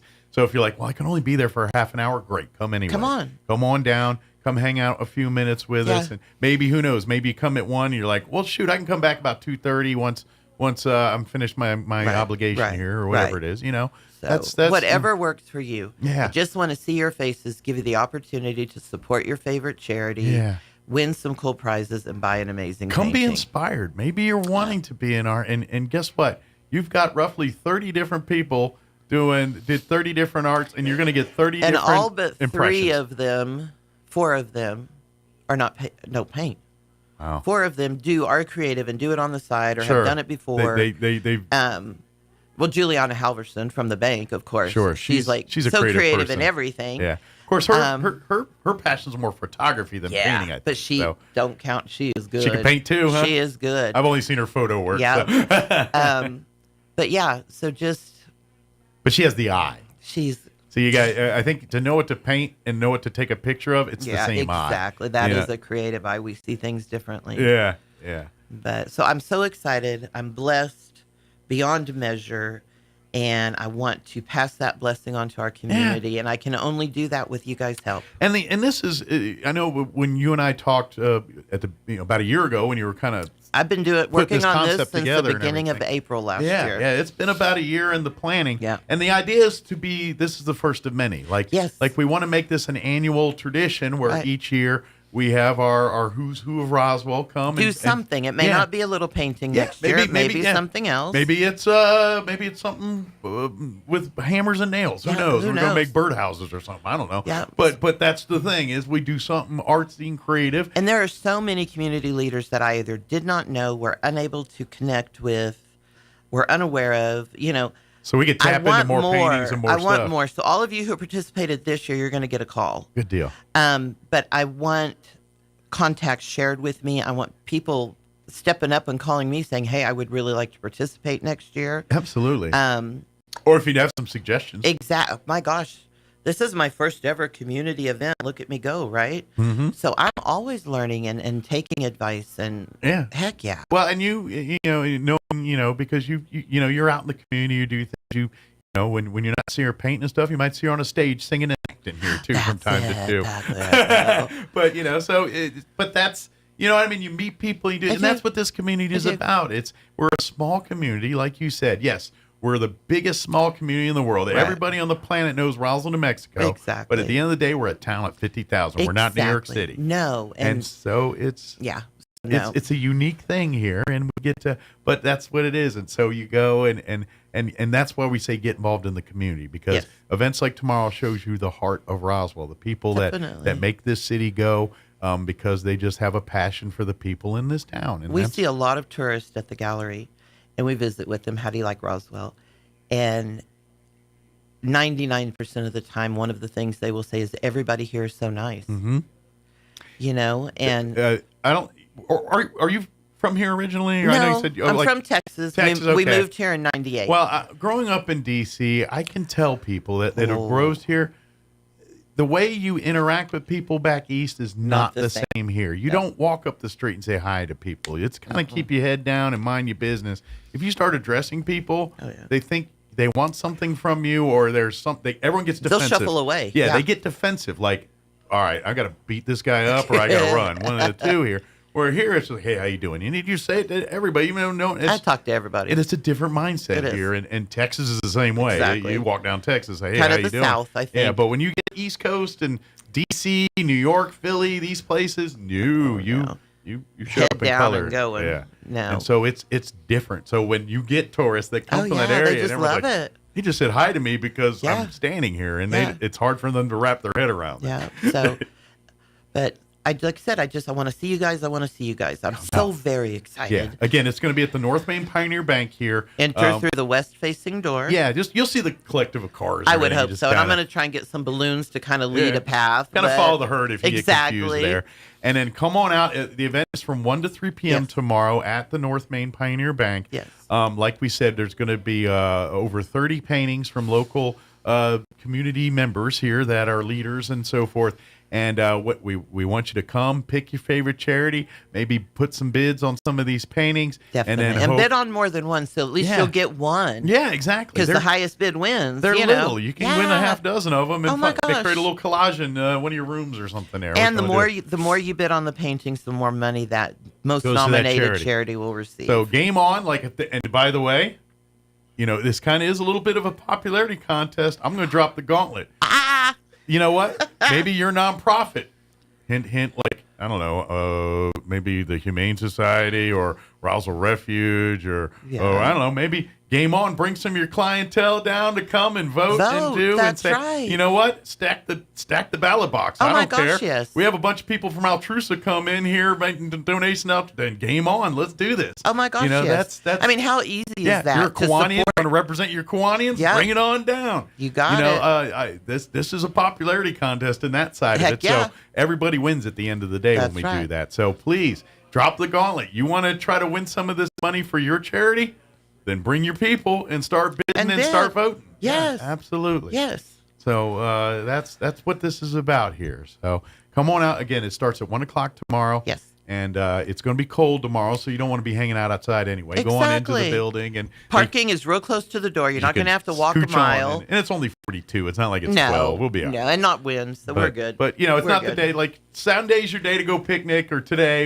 Or church. Saturday, or church and all. Saturday's your day to go and just check hit out us art. up in between your errands. Absolutely. And like I said, you don't have to get dressed up. Absolutely. This is just regular it's very, folks. whatever you're doing on Saturday, just kind of add it in your activities for the Squeeze day. this in good 20 minutes at least. Come hang out. Come meet some people. Come bid on these things. I guarantee you'll find one and then you'll find another. They'll be like, oh, I like They are so good. And I'm going to just kind of looking at, if you go to Tammy's Facebook page over the last, I don't know, period of time About this week, I've been posting pictures of them, the artists, the community leaders with their paintings. Yeah, and so I've been kind of just looking at different paintings. And they're all different, but there's also a commonality too, a little bit, And so, I could easily see people creating themes in their home by buying a half dozen of these or something. Yeah, I could easily see that too. So come get ready to bid and bring your checkbooks or your cash here for Saturday. Those will be the best. I will be able to take credit cards. The cash and the checks will go to Pioneer Bank. Pioneer Bank is willing to cut the check for me. They're a bank. They're good at that. For the final thing, because I don't have a group. I mean, I'm not a thing. I'm just me. Right. So he's gonna kind of do your that agent for me. that. Too. Yeah.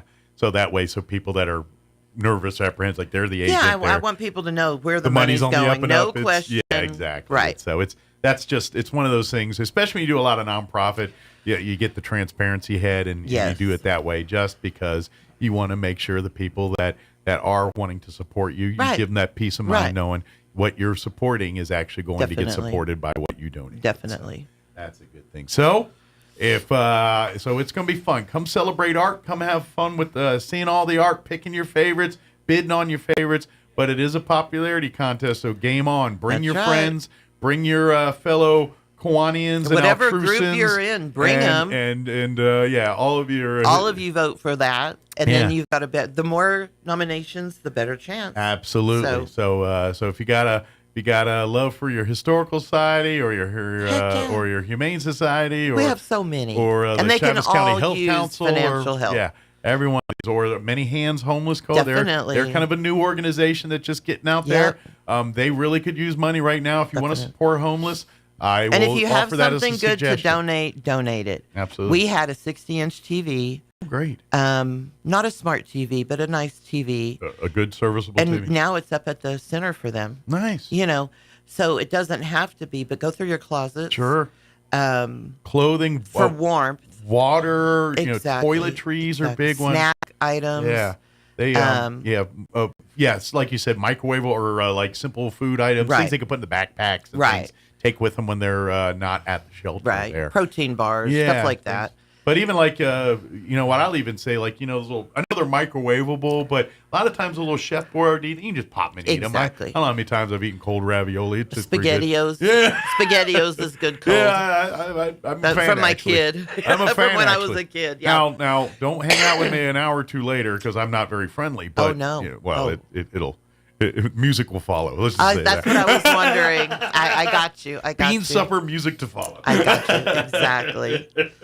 But yeah. So if you want, and that's another thing too. If you're looking to get involved, I imagine we're going to have many members that are involved in these various charities on hand. If you're like wanting to volunteer and learn more about these groups, just ask them when you introduce yourself. So what is it you do? Yeah. Is there things where the community can get involved in? Yeah. Help? And they will jump and love to tell you about it. Absolutely. Yeah. This is their passion. This is what, and this kind of, and man, just all the time, we're flying through this hour here, but it's kind of getting back to what you were saying earlier about, getting involved and being involved with your community and finding your thing and doing that. And that's, to me, like we're a town of 50,000. That's, yes, a small town, but still a lot of people. Yes. And I'm going to say, half kids. So let's say 25,000 people. If 25,000 people in this town picked their one passion and volunteered and got involved. I don't care if it's youth sports or domestic violence or homelessness or animal overpopulation or whatever your passion is. If all of us just kind of pick that one thing that they're passionate about and help and volunteer in some way, shape, or form, if 25,000 people all pick that one thing here in this town, you know how many problems we get solved? Exactly. And that's it's that concept of many hands make less work. It's and helping out doesn't always mean dollars. It doesn't always mean hours. Sometimes it's a phone call. Absolutely. Sometimes it's sharing on social media. It's don't feel like you don't want to get trapped into something. Absolutely, because that's not what it's about. Right. Sometimes the smallest thing, the smallest word or the smallest deed can make a huge impact. It makes that impact. That it puts they it add forward. up. It's cumulative. You saw something on your Facebook page and you shared it. Exactly. Somebody saw it that it changed their lives. Exactly. That's the kind of stuff we're talking about. So don't be overwhelmed by it. Yeah, you don't have to go in and be. But let's just, like tomorrow when you come out there, and like you said, let's face it, there's the 30 people that painted here, and I'm going to say there's probably another 50 to 70 people that you could add to that group. And it's really, that's the group that really, you see at every one of the meetings, volunteer organizations, there's a group of people that you'll always walk in, and these are those people that are always involved in the community. And that's why I got to say, let's make that so you don't have to be one of those people that's involved in 10 things. No. Just pick one and do the one thing. And then instead of we have 30 or 50 or 100 people doing 100 things, we got 25,000 people each doing one or two things. Exactly. And now you have your freedom to do your free time. So you want to go have kids movie on the weekend or whatever. Yeah. Not, but then, okay, it's time to do our Alzheimer's Walk for Hope now, whatever it is. That's, just pick your passion, Like I know a gentleman, Don Well, who we've talked on here. That man has been involved. He's in Alzheimer's. He's in Veterans Transport. He's the zoo. He's in American Legion. He literally is in like a half dozen things as a retired person. Yes. And you don't have to be crazy like Don and do 20 things, but just pick the one thing. Yeah. And if everyone did that, oh my gosh, we'd make so much progress in this. We can grow together for the love of community. Yeah. We love our community. You may love to see some changes, and that's fine. Yeah. Nothing's ever perfect. Exactly. But it's for the love of each other. We are the community, and we need to take care of each other. Absolutely, because no one else is going to. That's right. You want a good community, we have to step up and do that. And it starts by coming out to events like tomorrow. Definitely. So come out, have some fun. Come, like I said, don't need to be fancy. No. Don't need to be, just come, bring the kids, bring your husband, bring everyone you're coming with. Come on out between 1 p.m. and 3 p.m. It'll officially get underway at 1 here on the Pioneer Bank on North Main. Come and meet some of our community leaders. Come see their ability to be creative. Oh my gosh. And bid early, bid often, and bring your charity groups, and let's bid and let's stuff the ballot box so we can get your charity it's a big tent. The money raised for this. We've got space. Because all the money raised from these paintings being sold will go to the charity. All of the money will. Yeah, that you the public Hispano chooses. Chamber and JP covered my printing costs. Nice. The few little So incidental. there's no real expenses that you have to. I did the T-shirts and a couple of little things, but that's fine. That's my Donation, contribution. yeah. So And your copious hours of putting this together. that was right? fun. So Yeah. I didn't count that as work. So So please come and this is it. Really, we could. And to be honest, we could get hundreds, maybe thousands of dollars, depending on how many people we get I would here. be so Yeah. flippin' excited. Holy cow. Yeah. Yeah. But- You'd see me do the little happy But dance. it's kind of on we the community now. So if you want to kind of help out, I'm telling you, make the call, get your people, Humane Society, either go out there and start stuff the ballot box and bid on these things. Yes. Maybe we can get a few $100s. I know, like the Humane Society, they got a roof they're paying for right now. Community Little Theater's paying for a roof right now. Exactly. There's many nonprofits, and that's just scratching the surface. I'm just listening to you off my head. any one of them All of them can have- use financial help. Yeah, That's so- just the state of being. So game on. Let's do this Game tomorrow, on. 1 to 3. So Thank good you. deal. Anytime. Is there anything we missed? Anything, Tam, we want to cover, share? You know, we just got sidetracked. I on? am so with everything. I've been working on it for 10 months, and now Yeah. it's here. So my brain is a little fried. Right. So if I we imagine. miss something, I apologize in Well, advance. Put it this way, I think Tammy's going to lay low on Sunday. I'm Little going to recoup take day. a month off, and then I've got to get busy working for next year. So That's right, yeah, and he's going to hit the ground running for I next am. year. She'll probably be in the. that's the only thing that saved me was starting so early. So Yeah, you betcha. Well, and since you're creating it from the ground up, and it'll be easy this time because now you got a people are aware. People Some are aware. People are aware. You kind of have an outline to follow now, or at least. I know two things. Yes. Kevin Berry, state police officer, Yes. director of the Peak Treatment Foster Care Agency, good friend of mine. We Yes. were treatment foster parents. Okay. When I contacted him early on, I needed a name, and he came up with the name for the Love of Community. Okay. And he let me use it. So he is the, I guess you could say, the father of the name. He is the namer. All right. And then Bob Good, I told him what I wanted. Our nonprofits, and let's do all our part to make this community just a little bit better. A little better. Awesome. Thank you, guys. Thank you, Tammy. We'll see you next time. Okay. All right. Don't work too hard. Trying. Yeah. I know we got a lot to do today. Yeah. All right. It is 9:58. Let's pause for news before they kick me off the air. Don't go away. Now for your Pecos Valley News Update. I'm Jared Cirillo. We begin with some traffic information in Roswell. Street pavement improvements taking place in the Country Club area of East Roswell beginning on Tuesday. The contractor will be milling and repaving during the project, which is estimated to last until the following Monday, February 26th. So the pavement work will be on Bent Tree Road between Fairway Drive and Briarwood, all of Autumn Wind Place, and all of Briarwood Place. New Mexico's Democrat-led legislature delivered on a handful of the governor's major priorities this week in her calls for public safety reforms, gun control, housing construction, and the use of incentives to forge new solutions to climate change as lawmakers adjourned their 30-day annual session. Democrat Governor Michelle Lujan Grisham praising a trio of public safety bills banning some guns at voting locations, extending a waiting period on gun buys to 7 days, and giving judges an extra opportunity to deny bail to defendants charged with new crimes while already awaiting trial for a felony. You're up to date. I'm Jared Cirillo. Your home for Coast to Coast AM in Roswell, 106.5, Roswell's Talk FM, KEND, Roswell, New Mexico.